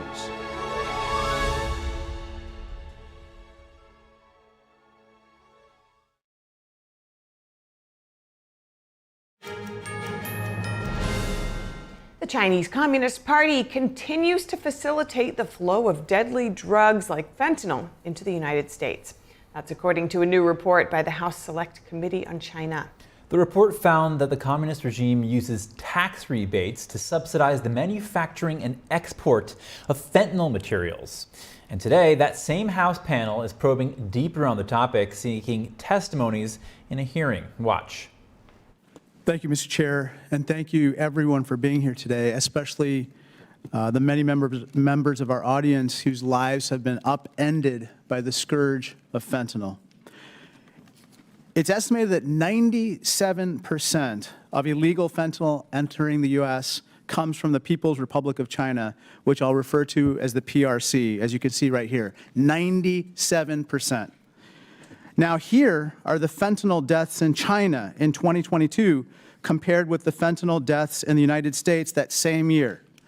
As you can tell, there were 0 reported fentanyl deaths in China and over 76,000 in the U.S. in that year alone. In America, we can't understand for the life of us why the world's leading producer of fentanyl experienced 0 deaths while we had 76,000. And this is not just an American problem. Across the world, fentanyl deaths are soaring, but apparently not in the PRC. That discrepancy is the reason we're here today. And that's why we conducted a bipartisan investigation to better understand the CCP's role in the global fentanyl crisis. We certainly have a demand problem, and that's something that we need to work on in the United States. But it's undeniable that there's also a supply problem, and that the overwhelming majority of fentanyl precursor chemicals are being supplied by PRC chemical companies. Across multiple administrations, Democratic and Republican, the U.S. has requested that the CCP take action against PRC companies that export fentanyl precursors for illicit purposes. But simply put, as our bipartisan investigation shows, the CCP has not taken enough action. This lack of action is simply unacceptable. We have a few points on this particular issue. First, we have called on the CCP to prosecute the companies and individuals in the PRC who export illegal fentanyl and fentanyl precursors. But the CCP has not taken action, even when we handed the CCP the names of those responsible and reams of evidence implicating them in crimes. Second, the CCP promised us that they would crack down hard on online drug networks that make it easy for Americans and other foreign buyers to access these drugs. But as our investigation shows, unfortunately, the CCP has not performed this crackdown either. Further, We asked the CCP repeatedly to regulate their chemical companies and put them on notice that the drug trafficking they do abroad is illegal under their own laws. But they didn't issue a public notice to their companies about this issue until just a few months ago. They should have done this much sooner, but they delayed and only put out a public notice because of the personal intervention of President Biden. It's a positive sign that President Biden and Xi Jinping have reestablished the Counter-Narcotics Working Group, and members of this group are actually meeting in Beijing right now. But Congress needs to act alongside the president in getting the CCP to take immediate action to stop the fentanyl crisis now. The American people are demanding it. There must be accountability. Recently, a young man from my home district in the Chicago suburbs, Sean Paremba, who you can see here, was found dead from fentanyl poisoning. He was found dead lying on a cold bathroom floor where he had been for more than 4 hours. Sean was an actor, a guitar player, and a 5-time national champion in the American Karate Association. He left behind a fiancée, 2 kids, and his 2 parents. He was only 27 years old when he died. We are here today because of the searing pain of Sean's family and of so many families like Sean's who are here today. And that is why we conducted our investigation into the CCP's role in the fentanyl crisis. And that's why we must act. We must act on our report's policy recommendations. It's time to address this crisis now. Thank you, and I yield back. Your investigation and report on China's role in the production and distribution of fentanyl and other synthetic narcotics is groundbreaking and a major contribution to the effort to defend Americans from the scourge of these illicit drugs. Fentanyl is a deadly poison. The tiniest amount is lethal. It is typically distributed in disguised form so that the people who take it think they are taking prescription drugs like Xanax and Percocet and Adderall. These fake pills are readily available over social media. And even when the drug is taken as an opioid, its victims have no idea that it contains potentially lethal doses of fentanyl. I think it's a euphemism to describe the distribution of fentanyl as drug trafficking. It's outright murder. It's like shooting into a crowd randomly. Those who ply and enable this trade know with moral certainty that they are killing people on a mass scale. And the scale of carnage is intolerable and getting worse. Drug overdose in this country in total stand at 112,000 a year, and most of that is driven by fentanyl. And as you pointed out in that clip, that's like a PAC 737 crashing every day. To put this in perspective, the bloodiest year of World War II, we lost 106,000 troops killed in action. So we are now sustaining, year in and year out, a casualty rate from drug overdoses that exceed the death toll we suffered in waging a world war. The families here today who have lost loved ones remind us that behind these numbers is the wrenching reality of immense human suffering. And we have long known, the United States that is, and I certainly was aware when I was Attorney General, that the PRC is the source of the fentanyl that is slaughtering Americans. China produces nearly all the illicit fentanyl precursors used in the fentanyl introduced into the United States. These are the indispensable ingredients that drive the fentanyl trade. There is no practical alternative for anywhere near the volume of precursors necessary to fuel this trade. Simply put, without China's production and export of fentanyl and fentanyl precursors, there would be no fentanyl crisis in the United States, and the mass slaughter would effectively stop. But up till now, there's always been a crucial question. What is the role of the PRC and the Communist Party of China? Has this been an illicit business carried out by organized crime, Chinese organized crime, and corrupt businessmen and officials, with the Chinese government simply reluctant to spend too much effort trying to help the U.S. stop something that they view as primarily our problem? Or is this effectively an intentional program to wreak havoc in the U.S., given impetus, support, and encouragement by the CCP and the PRC? Many of us have suspected the latter. It's simply hard to believe that a country with the most pervasive system of social control and surveillance in the world was not fully aware of the massive drug trafficking. The committee's work has uncovered persuasive evidence that the PRC and the CCP are not just bystanders. They are prime movers. They are knee-deep in actively sponsoring, encouraging, and facilitating the production and export of fentanyl and fentanyl precursors for distribution in the United States. The committee's report issued today canvasses this eye-opening evidence, but let me just cite some of the facts that I find most convincing. First, the committee's investigators have found a hidden PRC government website, currently fully active, that offers complete tax rebates incentivizing the export of all fentanyl analogs and precursors, as well as other synthetic narcotics, drugs that are illegal in the U.S., illegal in China, and have no legitimate purpose.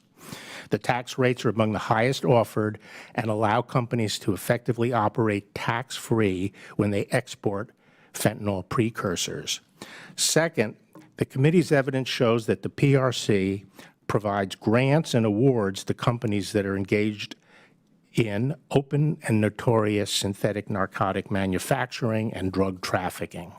Third, the committee found that the PRC government has ownership stakes in certain Chinese chemical companies exporting significant amounts of illicit fentanyl products, as well as publicly traded Chinese companies that openly and notoriously host on their websites illicit drug sales to Americans. Fourth, in contrast to the PRC's aggressive prosecution of domestic drug trafficking, and we've all seen clips of the stadium executions, the committee found no sign that the PRC has pursued cases involving illegal export of narcotics. This despite being supplied compelling evidence of violations by Western law enforcement and despite China's notorious system of intense social surveillance and control. Fifth, the role played by the PRC in producing and exporting illicit drugs dovetails with the emergence of Chinese organized crime as the principal financiers and money launderers for the drug cartels. The CCP has been tightening its alliance with Chinese organized crime to gain influence outside of China. And U.S. law enforcement investigating Chinese money laundering have found evidence indicating that some schemes involve Chinese government officials and Communist Party elites. Some may find it hard to believe that a modern state would be so complicit in a campaign of mass murder against the citizens of another country. But the committee's work now provides powerful evidence that it is. As we go forward in trying to defend our country against the onslaught of deadly drugs, not now just fentanyl, but even new generations of hideous Chinese drugs like nitazenes and xylazines, we must be clear-eyed as to what we are dealing with. Thank you very much. Coming up, the Solomon Islands is preparing for critical elections this week. How the results could impact China's influence in the South Pacific. We'll return with that and more after this break.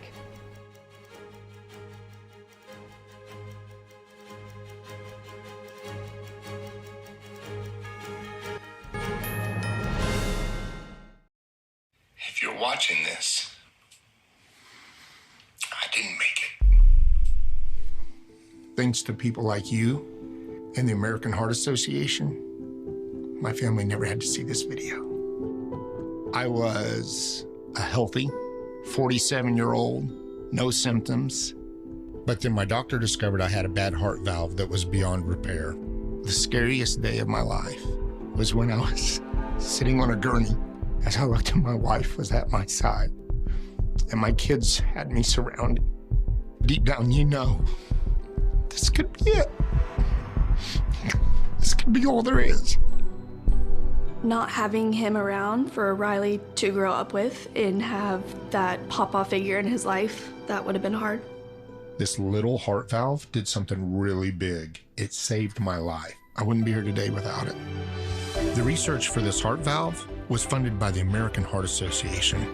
And that's why I'm asking you to become a monthly donor for just $19 a month. When you do, you'll help fund the next medical breakthrough that could save your life or the life of someone you love. You'll also provide life-saving CPR training and help certify hospitals to give the best care to those who have had a heart attack or stroke. When you give $19 a month, we'll send you a t-shirt just like this one. From the moment you put it on, you'll help raise awareness for heart disease and stroke. Since my surgery, I had a son get married. I had a daughter graduate high school.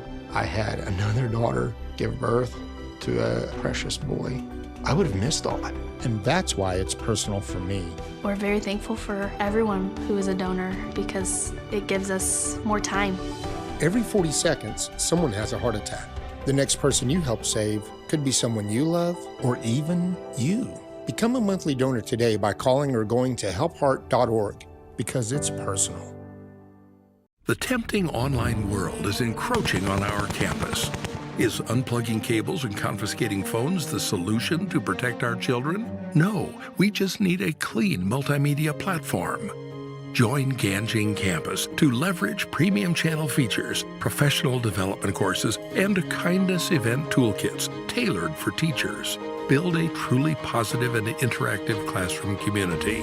Foster a pure and delightful learning environment for children. The 2024 NTD 9th International Chinese Vocal Competition is scheduled to take place at Merkin Hall, Kaufman Music Center in New York from September 18th to 21st. The competition specially invites vocalists from the world-famous Shenyun Performing Arts to serve as judges. The prestigious Gold Award is $10,000. Chinese vocal artists aged 18 to 50 are welcome to register. Want to know what's really happening around the world? Join us for a deep dive discussion with our expert panel on International Reporters Roundtable.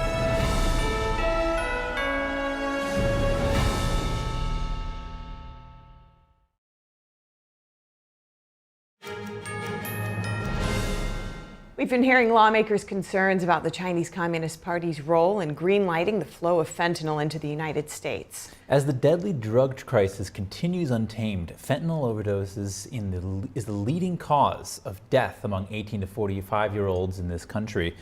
Lawmakers want answers, and it seems a major player is the Chinese Communist regime. Let's tune back in. Attorney General Barr, to your knowledge, did the Chinese ever acknowledge any of the policies that we highlight in our bipartisan investigation to you or anyone else in the federal government? No, Mr. Chairman. So even that, you conclude even when we were negotiating with them in good faith on the fentanyl crisis? That's right. So would it be fair to say they were juicing up subsidies for fentanyl at the same time they were promising us to help save lives? That's what this evidence suggests. What implication do you think that has for our foreign policy towards China? Well, I think, the question is, in my mind, has always been, is this just sins of omission, or does it also involve sins of commission? I think the evidence is convincing that it involves sins of commission. However, whether it does or not, I think it's prudent to approach this from the standpoint that to assume that it involves some sins of commission, and that means it goes to their will and whether they're acting in good faith. And I don't think we can count on their goodwill as we have in the past. We certainly did when we were seeking asking them to schedule analogs. I think we have to push them, bring a lot of pressure to bear on them, and make them live up to their obligations. Thank you, sir. Mr. Donovan, our investigation revealed a PRC nationwide subsidy that gives money to Chinese companies if they sell illegal drugs outside of China, including to America. You've spent decades working in narcotics law enforcement and narcotics policy, and you know these drugs better than anyone, I would submit. So I'm going to list a handful of drugs that we discovered the CCP was subsidizing to send into America and around the world. And for each one, I want you to tell me if you are aware of there being any legitimate purpose for them. So I'll start with 3-methylfentanyl. There is no, sir, there is no legitimate purpose for 3-methylfentanyl. How about thiofentanyl, alpha-thiofentanyl, and methyl-thiofentanyl? Likewise, there is no legitimate purpose. How about alpha-methylfentanyl, omfentanyl, and fentanyl? Same thing, sir. How about MPPP, PEPAP, also known as synthetic heroin? There is no legitimate purpose. How about PCP, also known as angel dust? Same thing, sir. No legitimate purpose. And finally, how about JWH-018, also known as spice? Same thing, sir. No legitimate purpose for spice. And there are many, many others, including all fentanyl analogs and precursors for which there's no legitimate purpose, correct? That's correct. So all these drugs that the CCP paid good money to send around the world have no legal use worldwide. So how deadly are these drugs, particularly the opioids?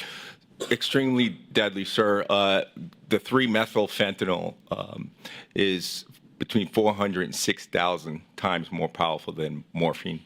There is no legitimate purpose for it. It is absolutely deadly. The entire list that you just spoke about, there is no purpose for it. Some have characterized. Oh, sorry. Go ahead. There is no need. It is part of the illicit Schedule I drugs that DEA is listed for that reason. So what we're seeing here is that the CCP subsidized the export of an addictive drug that is basically guaranteed to kill people around the globe. That is correct.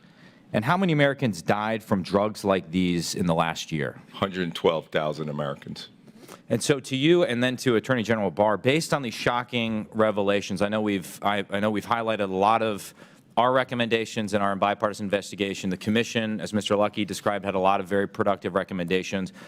If you could do one thing, if you had your one wave a magic wand thing, what would you force Congress to do on this issue? So I would go back to 2020 during the lockdown in Wuhan province. What we noticed is as soon as China locked down Wuhan, we saw an immediate impact in Mexico and the United States. It slowed down the trafficking of chemicals into Mexico and therefore the production of fentanyl and methamphetamine. So in fact, the Mexican cartel started stockpiling what they did have, and they were unable to get it across the border, and the prices skyrocketed. So I think the impact in China of being able to slow down that choke point of production as it relates to the Western Hemisphere will have an immediate dramatic impact on the United States. So like anything, the further upstream you get of the problem, the greater your impact is likely to be. And quickly, I'm out of time. Attorney General Barr, would you highlight one or two recommendations for us to take action on? I think we have to approach economic policy vis-a-vis China with this in mind. We have to use trade and economic power to press them to act responsibly and take enforcement action against what's going on. It's easily detectable within China. The other thing I think we should think about is unleashing the private sector, that is, the victims, so that they can bring actions against the companies involved in distributing the drugs and in money laundering and take judgments and figure out a way of helping them recover. I think if we bring all of those people to bear to chase after these companies, I think it'll have a salutary effect. Thank you, sir. I now recognize the ranking member for 5. Thank you, Mr. Chair. Mr. Luckey, the CCP says that it will never allow drug traffickers to kill and poison the Chinese people. And in fact, the Chinese government is true to its word. You saw in my previous graphic there were no reported fentanyl-related deaths in China. Unfortunately, while they're zealous about prosecuting and going after drug traffickers internally, they are not zealous or concerned about going after drug traffickers who sell their deadly products abroad, including in the U.S. For years, we've asked the CCP to prosecute hundreds of individuals, hundreds. But to our knowledge, the CCP has acted only once based on all of those requests. Let's take one example of the CCP's inaction. This father and son duo, Guang Hua and Fu Zhengzhang, the Zhang brothers, were indicted by the Cleveland U.S. Attorney's Office in 2018 for making and shipping fentanyl to 37 U.S. states and 25 countries. Now, we actually brought these individuals to the attention of the CCP to prosecute. And as you can see, there's a $5 million reward for their capture.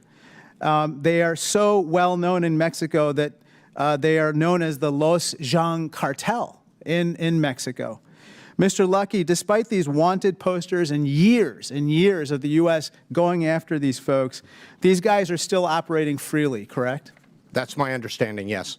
Now, Mr. Donovan, when we request the CCP to cooperate with us on hundreds and hundreds of cases, they just haven't stepped up in the vast majority. Isn't that right? That's correct. Now, I'd like to turn your attention to another topic, and that is PRC-based vendors selling illicit fentanyl precursors and synthetic opioids online. Last July, the PRC's embassy here in Washington acknowledged the need to go after drug-related activities through online platforms. However, they haven't addressed that issue. Just last night, we took a screenshot of a PRC-based website called Chemical Book.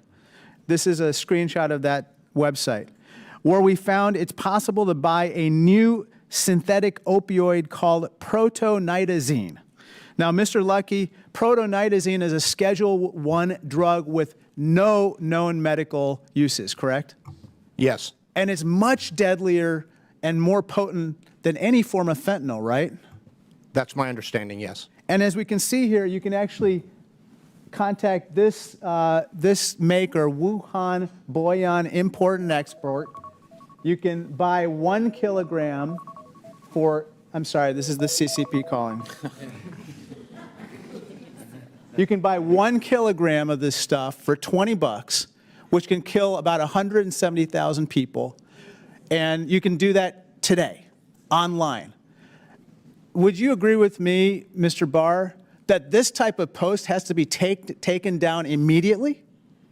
Absolutely. There's no excuse for it. And one of the compelling aspects of the committee's report is all the evidence of this kind of activity that's going on open and notoriously in China. And there are hundreds of these website posts, hundreds. Yes. This is completely unacceptable. Let me turn your attention to my final topic. In China, the government knows how to take down information from the internet, and it does it regularly. In fact, it turns out that even Winnie the Pooh, pictured here, is banned from the Chinese internet because some people think that poor Winnie looks like Xi Jinping. This is true. I'm not making this up. But the CCP, even though it knows how to take down images and it knows how to take down Chinese terms on the internet, they also know how to censor English words critical of the regime, such as Free Tibet or Xinjiang genocide. But it's a different story when it comes to English terms related to buying fentanyl. And again, this is what Linda Zhang of my staff actually looked up on Baidu in the last couple days. You can find these English terms widely on Baidu. Make an offer to buy fentanyl, looking to buy alfentanyl. You can find the CAS numbers. Those are those serial numbers associated with illicit drugs. Now, Mr. Lucky, isn't it clear that they know how to censor Chinese terms related to buying fentanyl because they don't want Chinese people buying fentanyl internally, right? Correct. But when it comes to English terms, they allow those to proliferate widely on the Chinese internet, suggesting that they want people abroad to be able to buy fentanyl on the Chinese internet. That seems reasonable. The CCP says that they're addressing the fentanyl issue, but they're not prosecuting criminals. They're letting companies openly sell this stuff online, and they're letting people, but only those outside of China, to easily find this stuff online. Isn't this the biggest sign to you, Mr. Lucky, that they're just not doing anything substantive to combat the fentanyl problem? It absolutely appears so. Thank you, Mr. Lucky. I yield back. A Pacific nation the U.S. and China are competing for influence over is headed for election tomorrow. Who gets elected next could shape Beijing's influence in the South Pacific. It's called the Solomon Islands, and a powerful opposition figure has expressed concern over growing Chinese influence. Under the current prime minister, the Solomon Islands cut ties with Taiwan and recognized Beijing instead. It also signed a security deal with China, which set off alarms in the West over concerns it could pave the way for a Chinese military base 1,000 miles off Australia's coast. China has poured tens of millions of dollars into a development fund used by Solomon Islands politicians. Critics accuse Beijing of using this as a slush fund to curry favor with politicians. If re-elected, the Solomon Islands' current prime minister has pledged to bolster ties with China. A slew of measures to fend off Chinese espionage. German Chancellor Olaf Scholz is working to avoid surveillance on his trip to China. That's according to German media reports. His delegation brought disposable burner phones, and most members left behind their laptops that can connect with internal networks in Germany. Germany's security agency also told the delegation to be on their guard all the time and never leave important devices behind. It said hotels and safes are not actually safe. The delegation is urged to not use other people's chargers, or else data on their phone or laptop could be stolen. Public Wi-Fi offered by China is also not trusted. The German security agency also warned the delegation that their conversations could be monitored at any time, including inside cars and bedrooms. Before we head to break, if you have any news tips, please email us at news.today@ntd.com. And stay with us. We'll have more in just a few moments.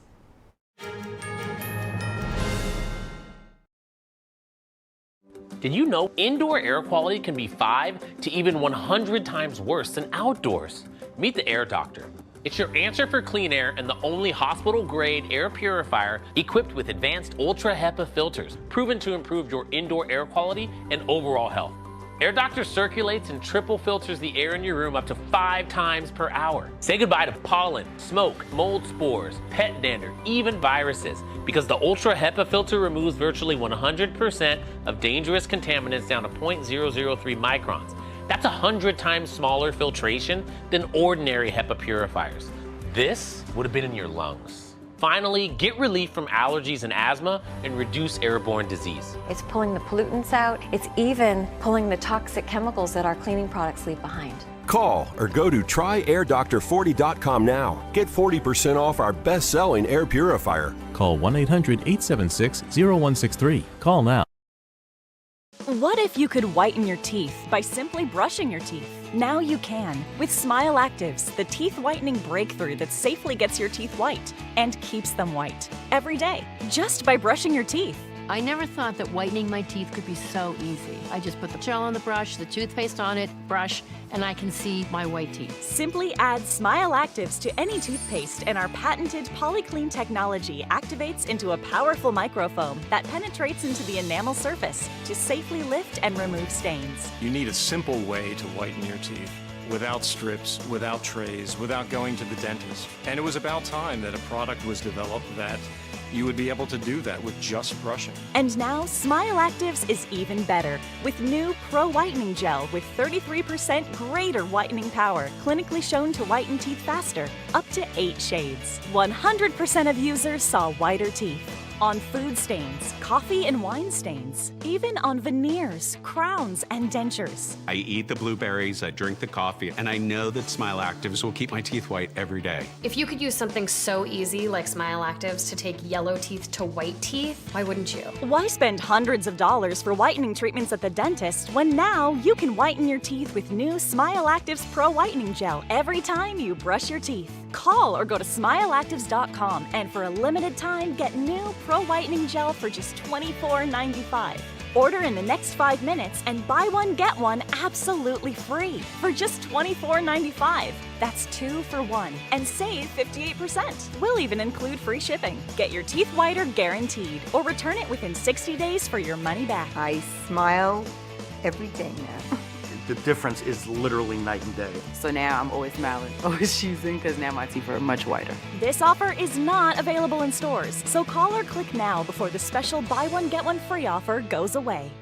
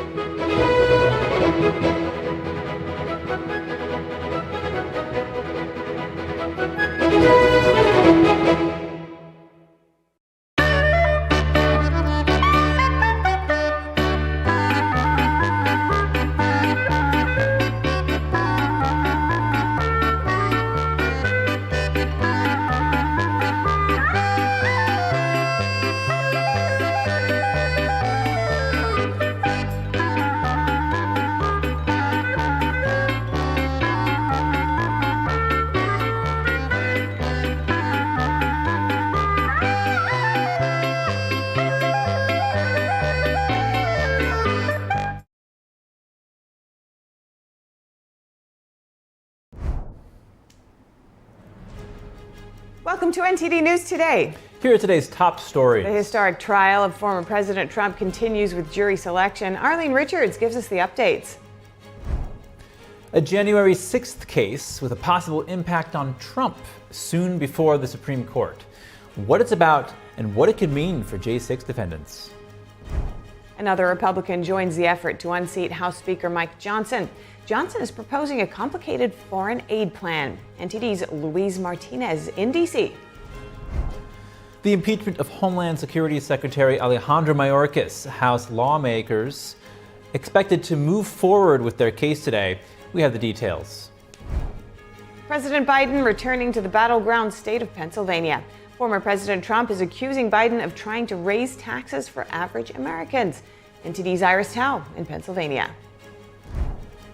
German Chancellor Olaf Scholz is working to fend off Chinese espionage during his trip to China. What are the precautions his team is taking?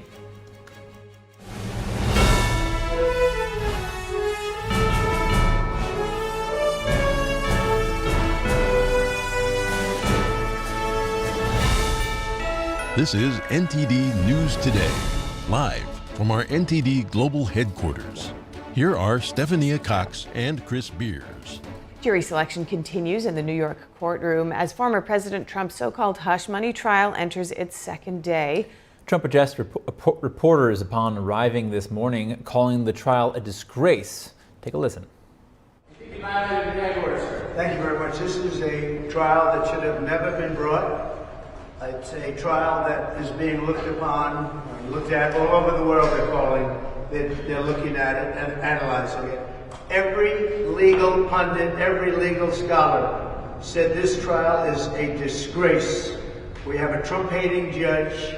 We have a judge who shouldn't be on this case. He's totally conflicted. But this is a trial that should never happen. It should have been thrown out a long time ago. If you look at Jonathan Turley, Andy McCarthy, all great legal scholars, there's not one that we've been able to find that said this should be a trial. I was paying a lawyer and marked it down as a legal expense. Some accountant, I didn't know, marked it down as a legal expense. That's exactly what it was. And you get indicted over that? I should be right now in Pennsylvania, in Florida, in many other states, North Carolina, Georgia, campaigning. This is all coming from the Biden White House because the guy can't put two sentences together. He can't campaign. They're using this in order to try and win an election, and it's not working that way. It's working the opposite way. So check that out. Legal expense. It's called legal expense. That's what you're supposed to call it. You get indicted on that. Nobody's ever seen it. Nobody has ever seen anything like it. So thank you very much for coming. I'm now going to sit down for many hours. I am now going to sit down. The voters understand it. All you have to do is look at the polls. This is a sham trial, and the judge should recuse himself because he's totally conflicted. Thank you very much. Trump faces 34 felony counts. Prosecutors accuse him of falsifying business records regarding money he paid to former adult film actress Stormy Daniels before the 2016 election. We are joined now by our legal correspondent, Arlene Richards, to help us break down the major developments. Arlene, what sticks out to you most? Well, I think what sticks out the most from yesterday is that the attorneys spent most of their time in the morning and part of the afternoon trying to have the judge listen to some of their pretrial motions. Now, the prosecutors in particular wanted to ask the judge, or did ask the judge, about what evidence they can present at trial. They wanted clarification on that because they have this witness, Michael Cohen, who is a convicted liar, and they are worried about whether or not the jury will believe what he has to say. So they need more evidence to corroborate his testimony. So they asked the judge whether or not they can bring in this Access Hollywood tape, which has former President Trump in the background making some kind of a derogatory comment about women. And the other thing that they want to bring in is the testimony of Karen McDougal. Now, she's a model and actress who says that she also had an affair with Trump back in 2006 and that he paid her $150,000 to keep quiet.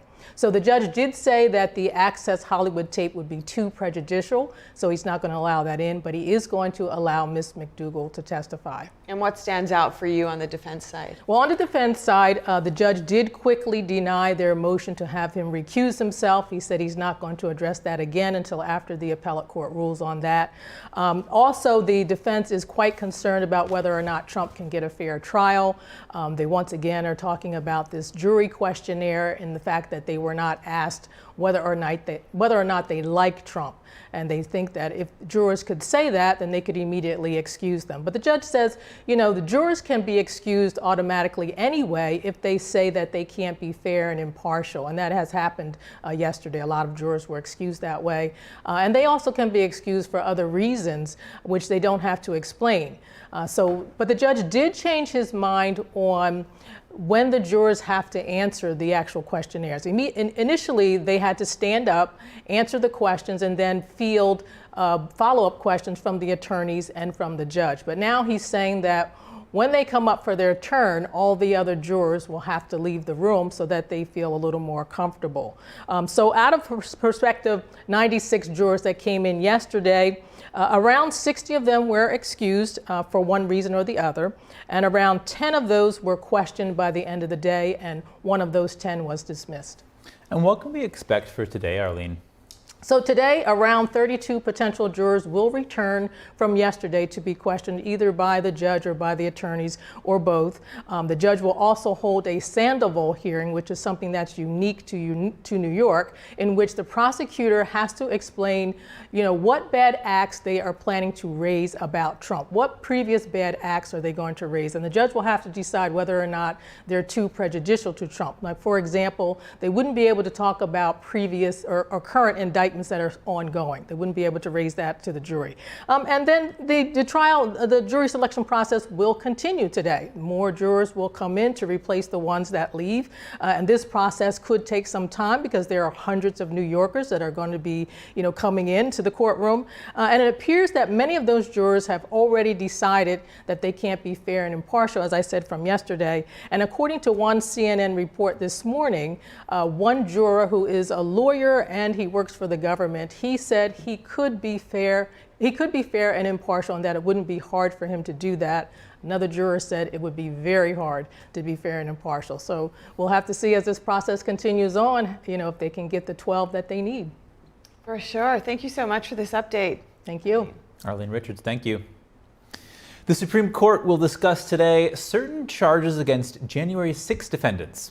The case known as Fisher v. United States could also affect the federal election case against former President Trump. The court will look into whether a 2002 law from the Enron scandal applies to some January 6 defendants. That includes Joseph Fisher, a former police officer from Pennsylvania who was in the Capitol that day. Fisher argues that the charge against him of obstructing an official proceeding isn't right, as that section of the law is primarily about evidence tampering. The case went to the Supreme Court after lower courts disagreed. The White House has rejected an effort by House Republicans to get President Biden to testify before lawmakers. This in the GOP's stalled impeachment inquiry. The White House yesterday dismissed the invitation sent to Biden last month, calling it a partisan charade. House Republicans seek information related to the Biden family's business dealings in what the GOP characterize as an influence peddling scheme. In a letter to Oversight Committee Chairman James Comer, the White House wrote that the impeachment inquiry has only succeeded in turning up evidence that Biden has done nothing wrong. President Biden and his wife Jill on Monday released their tax returns, together earning just under $620,000. This came mostly from the president's $400,000 salary and pensions from previous jobs. The First Lady also earned $86,000 from her position as a professor at Northern Virginia Community College. The Bidens paid more than $146,000 in income tax, which equates to a tax rate of 23.7%. The White House issued a statement saying it believes all Oval Office occupants should be honest with the American people. That's a reference to the long-standing tradition of presidents publicly releasing their tax returns. It's also a dig at former President Trump, who bucked tradition by not releasing them. Still to come, Maine passes a new voting law that critics say sidesteps the Constitution. What it could mean for future elections. And 2 Colorado counties are pushing back against sanctuary state laws. They're now suing the state and its governor. The Maui Wildfire Department will release a report on how it responded to the most devastating wildfire in recent U.S. history. More in just a moment here on NTD News Today.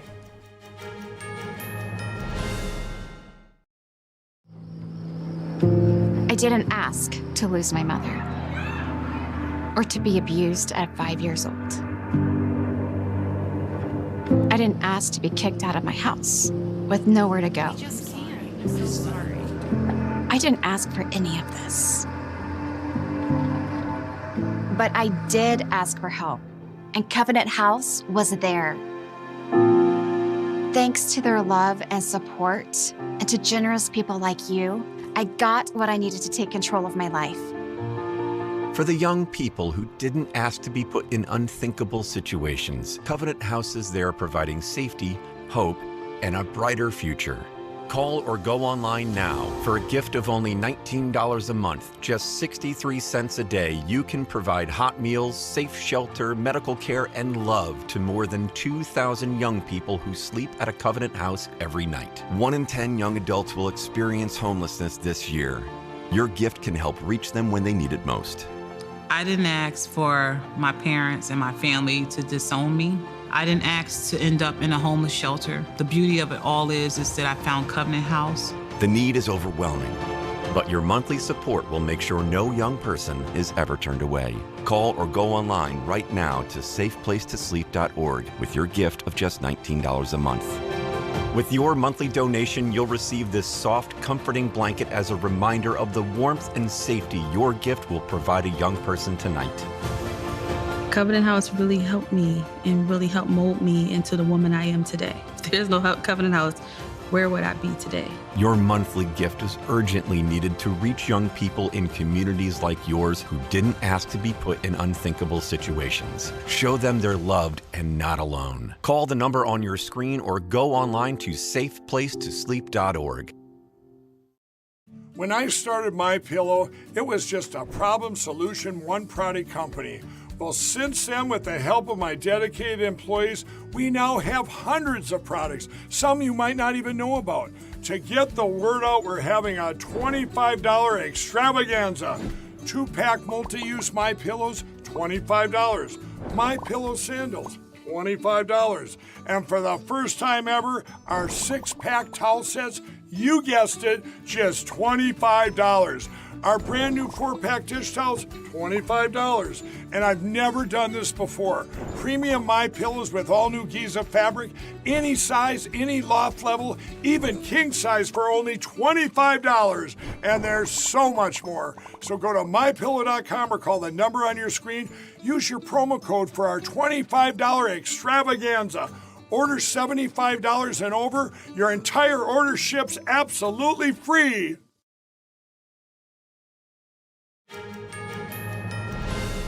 We have more updates on the conflicts in the Middle East. Israel has vowed to retaliate following an aerial attack from Iran over the weekend. Israel's war cabinet convened earlier today to discuss its response. It's unclear if a decision has been reached. Israel's army chief told troops yesterday that Iran will face the consequences for its actions. The extent of Israel's potential retaliation is unknown, but U.S. officials told NBC News their assessment. They said the response will likely be limited and focus on the Iranian military as well as proxies outside Iran. On the other hand, Iran said any Israeli retaliation would be met with an immediate and severe response. An Iranian foreign affairs official said the response would come in seconds, not hours. And back in the U.S., the House will vote on a foreign aid bill for Israel later this week. It will be separate from a Ukraine aid bill. And today, Treasury Secretary Janet Yellen said her department would use sanctions to disrupt Iran's malign activities. And House Speaker Mike Johnson is pushing towards a vote on aid for Israel, Ukraine, and Taiwan. But meanwhile, some of his colleagues are looking at a motion to oust him. Our Washington correspondent, Louise Martinez, is in D.C. Louise, what can you tell us? Yes, of course. So today, Speaker of the House Mike Johnson called himself a wartime speaker. He said he was unconcerned with efforts to oust him, that he will not resign, and that we're in the middle of a civilizational struggle for which his foreign aid plan, his plan for supplemental aid to U.S. allies, is the path forward. Let's listen to what Speaker Johnson had to say on this new proposal. I put out a preliminary plan, as you all know, on these measures to handle these matters from Israel to Ukraine to the Indo-Pacific region. And the fourth bill in this package would be our priorities, which is the Repo Act, and we implement the loan concept and all of this in the supplemental discussion. But the will of our body is to find every possible way, using this legislation and every legislation that we pass, to try to use as leverage to get the administration to get control of that border. The American people demand it. The American people deserve it. Well, the new plan is 4 separate bills, one for Ukraine, one for Israel, one for Taiwan, and a fourth one containing House Republican priorities. But none of the details of this bill have been made public, and Republican Congressman Bob Good, the chairman of the Freedom House Caucus, has already indicated he will vote against this new proposal because it does not prioritize border security. Let's listen to what Representative Bob Good, the chairman of the Freedom Caucus, had to say about this new proposal. Speaker just announced that border would be not germane to the bills, so we're not going to allow border security to be part of the package. That's a big problem. So earlier today, Representative Tom Massey, the Republican from Kentucky, had expressed during closed doors meeting with House Republicans that he's willing to support the motion introduced 3 weeks ago by Representative Marjorie Taylor Greene, a Republican from Georgia, to oust Speaker Johnson. Let's listen to what Representative Tom Massey had to say. Because the motion is going to get called, okay? Does anybody doubt that? The motion will get called, and then he's going to lose more votes than Kevin McCarthy. If the motion is brought up at the House floor, some Democrats and Republicans could simply vote to table the motion. But according to Representative Tom Massey, the ball is in Speaker Johnson's court, and it's depending on what he decides to do with supplemental aid to Ukraine, Israel, and Taiwan that will decide the future of his speakership. Back to you. All right, Luis Martinez, thank you so much. How did we get to this point of Iran launching this massive attack we heard about over the weekend? To answer that question, I spoke with international military strategist Colonel Darren Gobb. Colonel Darren Gobb, thank you so much for joining us again. Good to have you back on the show. Talk about the circumstances that led up to Iran's attack on Israel this past weekend. Yeah, thanks, Chris. Good afternoon. Good to see you again. But the circumstances ultimately that led to this was, if you go back to October 7th, everybody knows what happened on October 7th with Hamas and how Iran is supporting all these different militia groups and various proxy fighters. And so one of the things Israel is claimed to have done, as far as Iran accused Israel of doing this, was going into Syria and bombing the consulate there and killing some Iranian generals, senior leadership who is in the country. Israel has not claimed credit for that yet, but Iran has said that Israel is responsible, and as a result of that, this is how how Iran responded. Fortunately, it was largely a massive failure on behalf of Iran. But the next question will be, of course, what does Israel do as well? Yeah, and the last time Iran attacked Israel directly was in 1979. What's kept them from doing so since then, despite all the enmity between these two Middle Eastern nations? Well, first of all, Israel has always been very successful against Iran, blowing up different nuclear reactors or other activities that Israel is really good at. Second of all, Iran has had economic challenges, some of it self-imposed, and when other nations put economic sanctions on them. So their ability to afford that kind of a fight has been difficult at best. And that's why the sanctions worked so well, because you broke the Iranian bank and their capability to sell oil, they can't fund the war. And so that's kept them largely on the sidelines. That, and they've had other strategic concerns with Afghanistan, because there are things happening there. And the simple fact that there are many nations in the Middle East, like Saudi Arabia and Jordan, that are strategic competitors against Iran. And if they get more awakened to an aggressive Iran now, they are likely more to side against Iran than they would be against Israel. But now we've gotten to this point where Iran has actually attacked Israel for the first time in decades. What role, if any, has the United States played in the shifting dynamics in recent years? Well, not all good, unfortunately. So when you're dealing with what I call the Obama 3.0 foreign policy under Biden right now, it's a mix of apologizing to everybody throughout the Middle East for us being the United States. It's the removal of economic sanctions on Iran and a number of other things where we've emboldened and strengthened what you would call terrorist-like forces or even terrorist states through our own actions. So that's one of the issues on the negative side. On the positive side, though, under the Trump administration, you had the Abraham Accords, which are still really kind of playing out a little bit when you see the alignment of Jordan and Saudi Arabia against Iran and more in support of not necessarily directly Israel, but more in support of their own national interests, which is not aligned with Iran at all. So that's where you bring in the United States in support of Israel directly by shooting down drones and things like that. But also there's the ability to actually build a small coalition of nations that are around Israel that will guard their own interests against Iran. All right, Colonel Darren Gobb, thank you so much for coming back on the show. Have a great day. Thanks, Chris. You too. And the House is sending impeachment articles against Homeland Security Secretary Alejandro Mayorkas to the Senate today. House Republicans voted to impeach Mayorkas in February over his handling of the southern border. The Department of Homeland Security is calling the move an evidence-free impeachment, saying there have been no high crimes or misdemeanors. They also call the process cynical and hypocritical. Some Republicans say they're concerned the Democrat-led Senate will move to quickly dismiss the impeachment. Senate Leader Chuck Schumer said the chamber will move forward and resolve the situation as quickly as possible. The motion to impeach Mayorkas is unlikely to pass. A simple majority is required to end the trial. And ICE officials in Boston say officers have arrested an illegal immigrant charged with raping a minor in Massachusetts. ICE say officers first arrested the Brazilian national and his parents in 2021 after crossing into the U.S. illegally. An immigration judge released the family on an order of recognizance.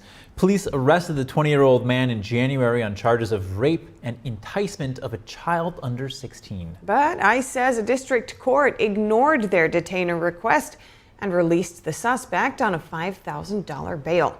ICE says deportation officers took the suspect into custody near the end of last month. The ICE Boston director warned of the threat to children in the community and said the agency will always prioritize public safety. Republican counties in Colorado are suing the state and its governor. They want to be able to arrest and deport illegal immigrants and work with federal authorities. Douglas and El Paso County filed the complaint on Monday. The lawsuit targets two sanctuary state laws. They prohibit local law enforcement from immigration arrests and local courts from sharing information with ICE. They also block the local governments from working with the federal government on immigration matters in any way. The conservative counties allege that the laws violate the distribution of powers in the Colorado Constitution. And President Biden's campaign is laser focused on the largest battleground state, Pennsylvania. He's there again, this time to contrast his tax policy with Trump's. Joining us now is NTD's White House correspondent Iris Tao, who's in Scranton, Pennsylvania. Hello, Iris. Tell us more about Biden's trip there today. What's its focus?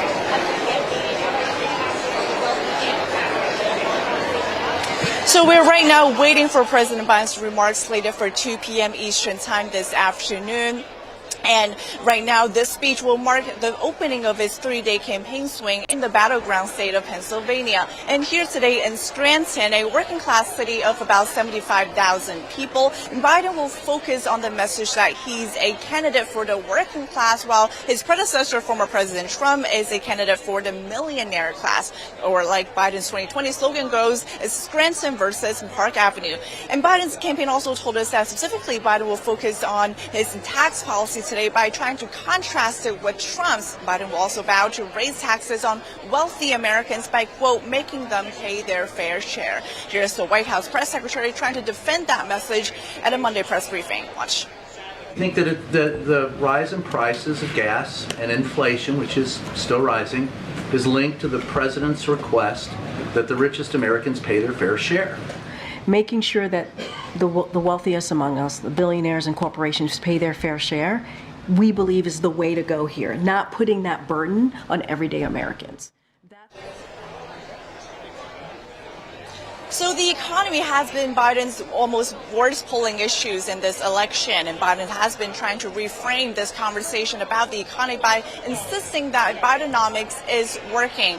And while both Biden and Trump have vowed to not raise taxes on average Americans, former President Trump over the weekend, also campaigning right here in the battleground state of Pennsylvania, accused Biden of trying to raise taxes by 4 times. Watch.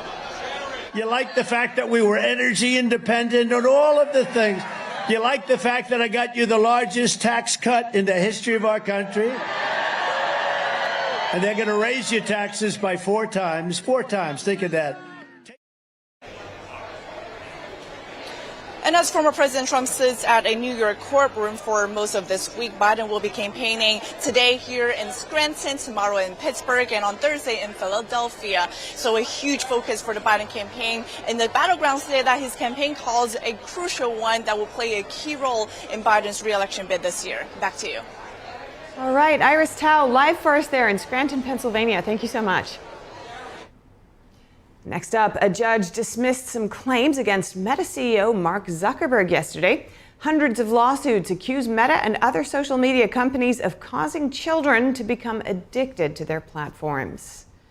Those include Alphabet, which operates Google and YouTube, ByteDance, which operates TikTok, and Snap, which operates Snapchat. The lawsuits assert that children suffered physical, mental, and emotional harm from social media use. Many allegedly experienced anxiety, depression, and even suicide. 25 of those cases sought to hold Zuckerberg personally liable. Meta's billionaire founder is accused of creating a false impression about the platform's safety, despite repeated warnings that they were unfit for children. The judge ruled that Zuckerberg's public persona doesn't necessarily make him liable. Several states and school districts have also filed pending lawsuits against Meta. The company denies any wrongdoing. And the Justice Department is reportedly planning to file an antitrust lawsuit against Live Nation. That's according to the Wall Street Journal, citing people familiar with the matter. Live Nation, which is the parent company of Ticketmaster, has faced issues in the past over its dominance in the ticketing industry. Critics suggest it's only able to raise ticket prices because of a lack of competition. But Live Nation claims prices are determined by the artists' teams and venues, as well as supply and demand. Lawmakers started raising questions about the company's practices since the pre-sale meltdown of Taylor Swift's Eras tour in 2022. Maine Governor Janet Mills announced she's approving a bill that would change how the state's electoral college votes are awarded. Instead of the current system, where votes are awarded based on congressional districts or the state's popular vote, Maine's votes will go to the winner of the national popular vote. This is part of a movement by the National Popular Vote Group to have states enter into an agreement where the presidency goes to the candidate with the most votes nationwide. Supporters argue it ensures every vote counts equally, while critics say it sidesteps the Constitution and could silence smaller states' voices. Governor Mills allowed the bill to become a law without her signature. Maine now joins 15 other states and the District of Columbia in adopting this change. The pact needs 270 delegates to take effect. Maine's addition would bring the total to 209. And former New York City Mayor Rudy Giuliani still has to pay $148 million. A federal judge upheld the judgment on Monday. A jury ruled in December that the former Trump attorney had to pay that sum. It's based on defamation, emotional stress, and punitive damages for 2 Georgia election workers. His legal team said the emotional harm statements were time-barred and that there was no evidence of distress. The judge did not accept those arguments. An Idaho law that criminalizes cross-sex procedures for minors can broadly take effect. The Supreme Court yesterday decided it's not unconstitutional. Idaho's governor signed the law last year. It makes it a felony to provide cross-sex procedures and puberty-blocking drugs to minors. Healthcare professionals can face up to 10 years in prison for providing procedures and drugs that are inconsistent with a child's biological sex. In February, the state filed an emergency request to block an order from a lower court that stopped implementation of the law. Monday's High Court ruling allows Idaho to enforce the law while the lower courts deal with questions related to the issue. Lawyers for teenagers who identify as another gender have challenged the legislation. They say cross-sex procedures can alleviate gender dysphoria. The Maui Fire Department is set to release a report showing how it responded to the devastating wildfires that swept through the Hawaiian town of Lahaina last summer. The Hawaii Attorney General is also expected to soon release an investigation on what happened before, during, and after the fire. State officials have said the fire destroyed around 3,000 properties and caused over $5.5 billion in damage.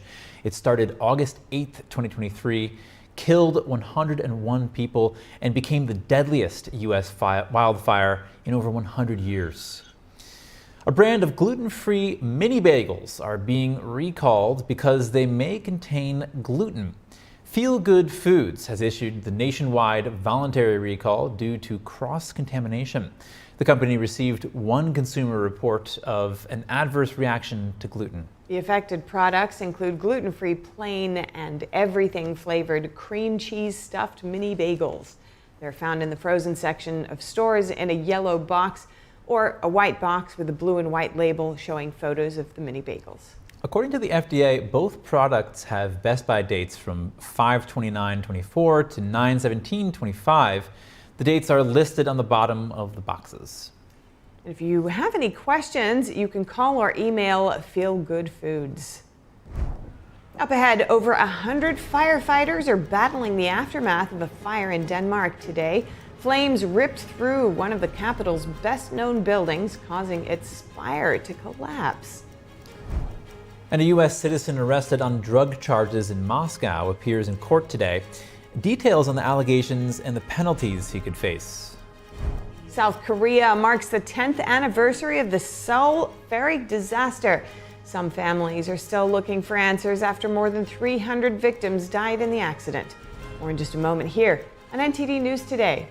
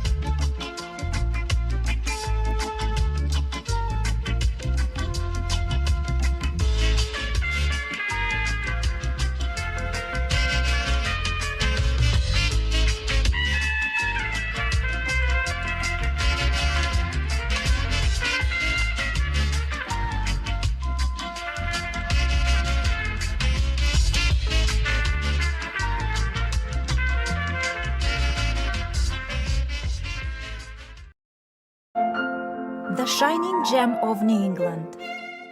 This delightful seaside city of Newport is one of the most beautiful places in the state.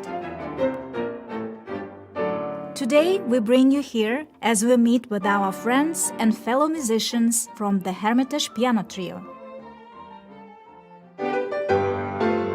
As a team, they have garnered multiple Grammy Award nominations with their breathtaking performances. Oh, wow, I did not think this instrument can make that sound, right? The pandemic made this reunion even more special. Three of us, we like it because we feel music the same way, so... Don't miss us on the next episode of Piano Talks.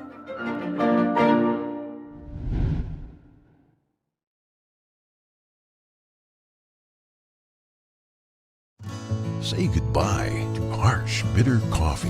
And hello to a delicious smooth brew.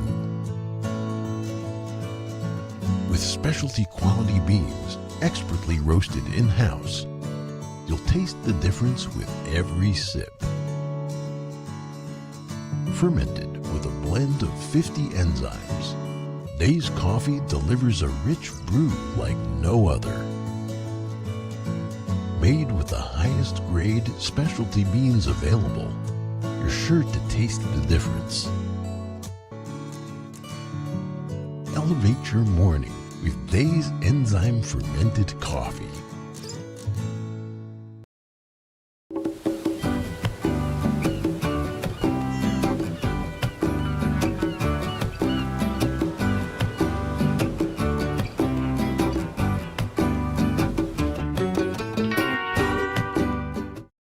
Hi, I'm Kelly Wright. We thank you for joining us and watching America's Hope here on NTD News. Bottom line is, I know you're sick and tired of being sick and tired, but let's give you some good news in the midst of the bad news. Watch us nightly, right here on NTD News, for a full dose of America's Hope.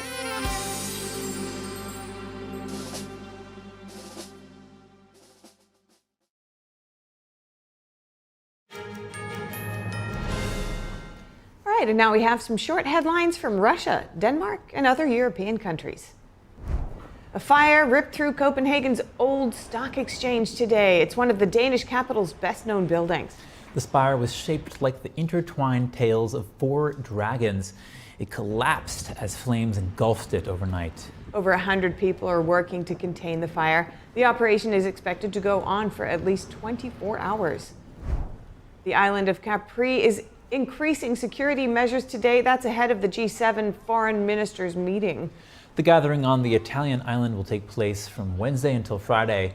The ministers from major Western powers are expected to demand a ceasefire in Gaza, as well as a de-escalation of tensions between Israel and Iran. Georgia's parliament started its first reading on a controversial foreign agents bill.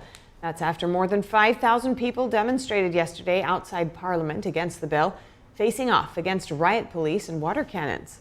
The bill would require organizations receiving more than 20% of their funding from abroad to register as agents of foreign influence. Georgian critics have compared it to Russian legislation used by the Kremlin to crack down on dissent. Georgia's government has faced accusations of authoritarianism and pro-Russia leanings. Western countries, including the U.S., Britain, and Germany, have urged Georgia not to pass the bill. With tensions soaring between Russia and the U.S. over Ukraine, a U.S. citizen appeared in court today in Moscow on drug trafficking charges. Robert Woodland Romanov faces charges of trafficking large amounts of illegal drugs as part of an organized group. The criminal offense carries a maximum sentence of 20 years in prison. The trial began in March. A new court hearing is scheduled for next week. The U.S. State Department has confirmed the detention of the U.S. citizen, but has not provided further comment due to privacy considerations. The Biden administration's trade policy is under scrutiny. U.S. Trade Representative Katherine Tai is testifying before the House Ways and Means Committee right now. For many years now, we have seen how the PRC's non-market policies and practices, left unchecked, have devastated many working communities and industries across our country, including many in your districts. Steel, aluminum, solar panels, batteries, electric vehicles, and critical minerals, just to name a few. As the President said during his State of the Union address, this administration will continue to stand up to the PRC, and we are prepared to use our trade tools in this effort, including through new Section 301 action and our 4-year review of the China Section 301 tariffs. During the hearing, committee chairman Jason Smith raised concerns over the Biden administration's trade priorities.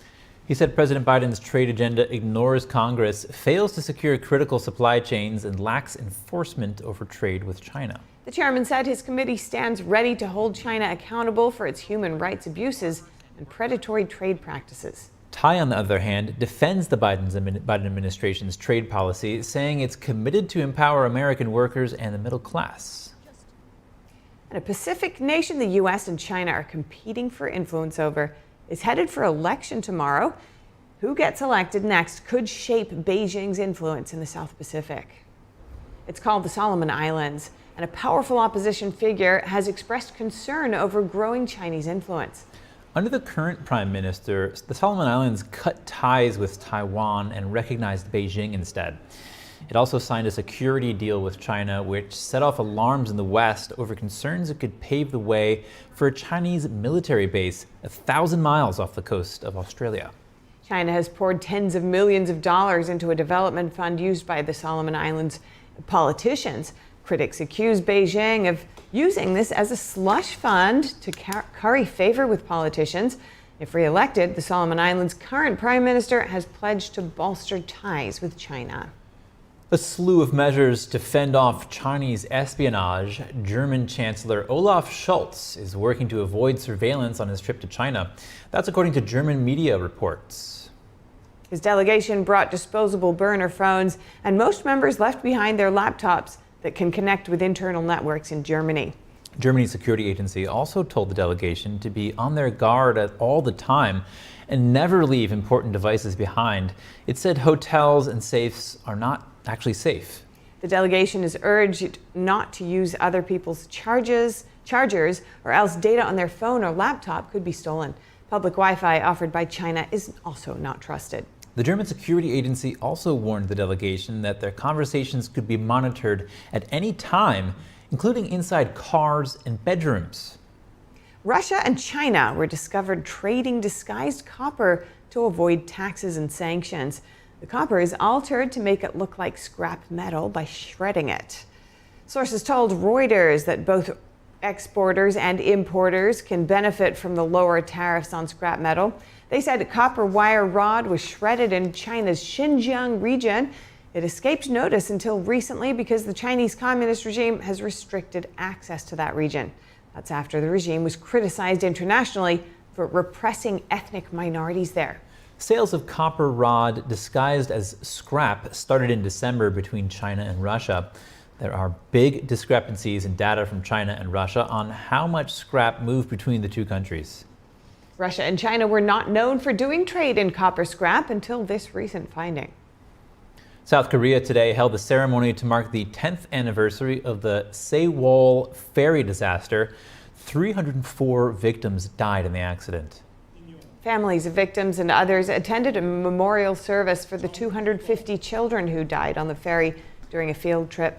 The scenes of the 6,800-ton vessel sinking on live TV stunned the East Asian nation. Disbelief turned to outrage as it became known that the captain and crew had abandoned the ship. The children were told to stay in the cabin and wait for rescue. Investigations found that the ship's structure had been illegally modified and that it had been overloaded. The captain is serving a life sentence. And a South Korean mom works through her pain on the stage. Her son was one of the 250 children who died in the Sewol ferry disaster 10 years ago. In this play, 7 mothers who lost children in the disaster explore their journey of mourning. I will no longer hide in the darkness, nor be defeated by sorrow, nor cry in despair. I will live a life that shines brighter and is happier than anyone else's. Listening to the voice of my heart conveys, I want to dream every day for myself and live out this new life that our young man has given me in the most wonderful way possible. The play is one of 5 that Lee and other mothers have performed over the last 8 years. They remember their children and mourn, but they also call for justice and answers as to how so many children, who were told to stay in the ship's cabins, died while the captain and crew escaped. I'm so grateful to be able to live as my true self through theater. And I think of theater as a method of fighting. It has become a tool for fighting, for uncovering the truth behind the Sewol ferry disaster. I'm thankful for that. The ship's structure had been illegally modified and it was overloaded. Safety regulations were ignored, rescue efforts were slow and largely ineffective. Young man was 17 years old. Lee's thoughts often wander to the road where she saw him off to school that day. Young man, it's already been 10 years. I believe you are living happily there. I always keep you in my heart, trying to be happy myself, to make you happy. I'm working hard in theater. There have been a number of investigations and inquiries into the disaster. But the mothers say none have provided the answers they are seeking.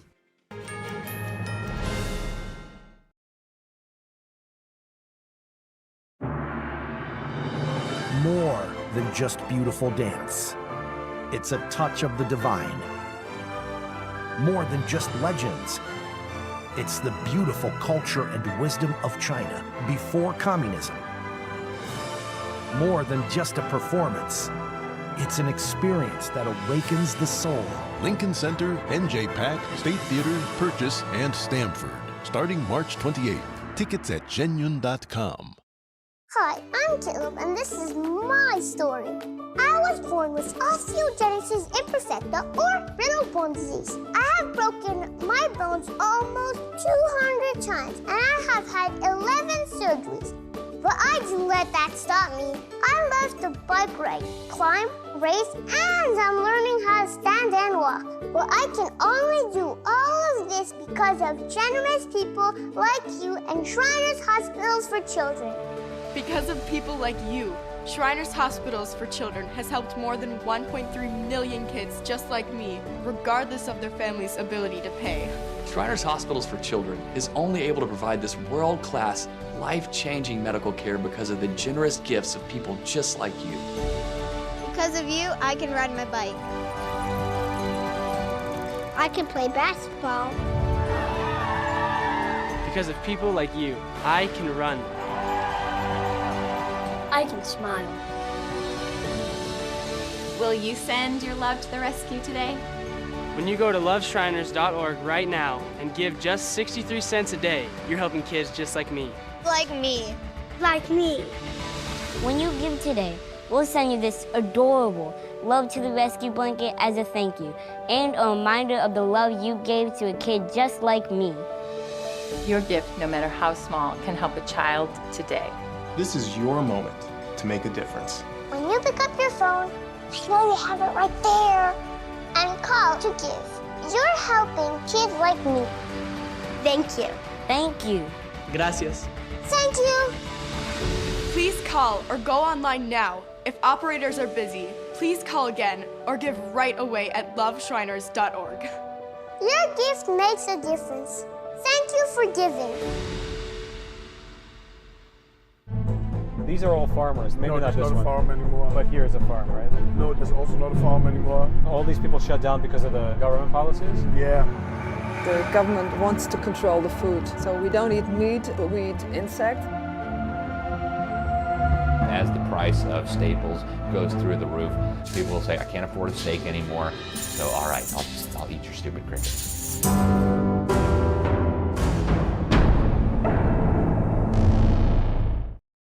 For the day's top headlines and the news you need to know, tune in right here to NTD Evening News.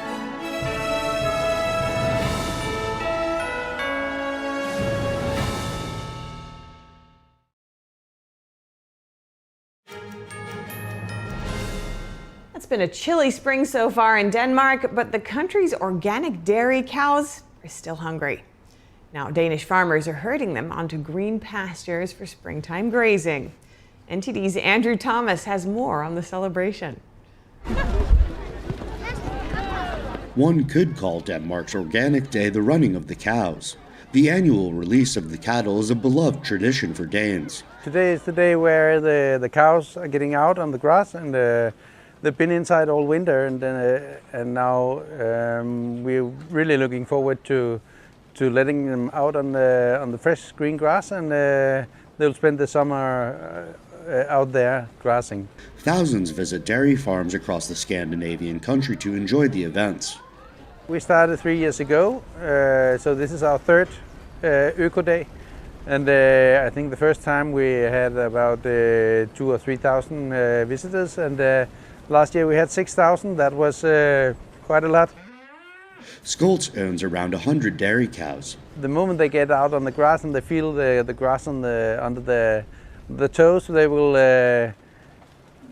make these funny movements, and we call it dancing, yeah. Amid cheering crowds, the cows run onto green pastures. I think it's the energy you have it's a little bit, you can feel it yourself if you start up in the morning and you see the sun and you jump out to it. And it's exactly the same the cows are doing. 30 minutes after their release, the cows are settling down in their new environment, just in time for people to enjoy lunch. I think one thing is it's important for them to see where their feed is coming from, where their food is coming from, because we are living, a lot of us are now living in the big cities and we are not so close to our food as we would love to be.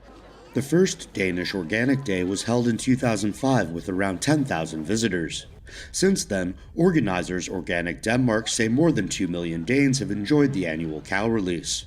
Andrew Thomas, NTD News. A rare find is on display at a museum near Munich. 2 massive bones found by German boys last year. Scientists say they belonged to prehistoric elephants. 9-year-old and 10-year-old brothers first found the bones. Their discovery provided an idea of what the long-extinct animal looked like. Scientists say the mammal was about 16 feet tall and weighed up to 12 tons. The species lived outside Munich around 10 million years ago. Konstantin and I, at first, I thought it was wood. But Dad said, no, it's a bone. And then, unfortunately, when we uncovered it, a really big chunk fell on it. And Dad was afraid that the bone had broken. But luckily, it wasn't broken after all.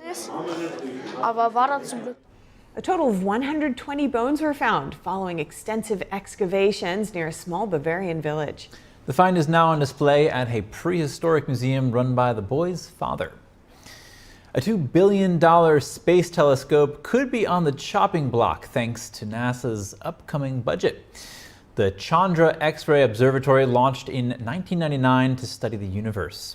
For 25 years, it's been orbiting Earth, looking into deep space, black holes, galaxy clusters, and remnants of exploded stars. But the Biden administration's 2025 budget could effectively terminate Chandra. Funding is set to be cut from $71 million to $41 million. The following year, funding drops to $26 million. By fiscal year 2029, the budget only allocates $5 million to the project. NASA has already announced plans to draw down Chandra to minimal operations. And Atlanta's Hartsfield-Jackson International Airport once again ranks as the busiest in the world. That's according to the Airports Council International's preliminary list for last year. Dubai is in the number 2 spot this time after increased usage. 4 other U.S. airports are in the top 10. They include Dallas-Fort Worth, Denver, Los Angeles, and Chicago O'Hare. For round-the-clock original news coverage, visit us at ntd.com or download our NTD app. And be sure to stick around for NTD Newsroom at 3 p.m. Eastern. We'll cover more stories from the U.S. and around the world.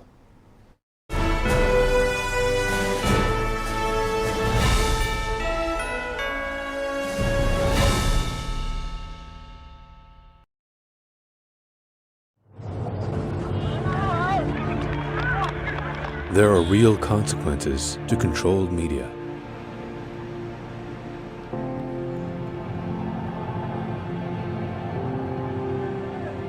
And NTD's founders know them firsthand.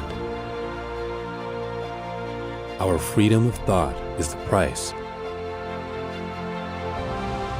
This is the lesson that guides us in everything we do. So there's the tear gas there. We know the value of a free society. And we take seriously the responsibility to preserve it. We are NTD.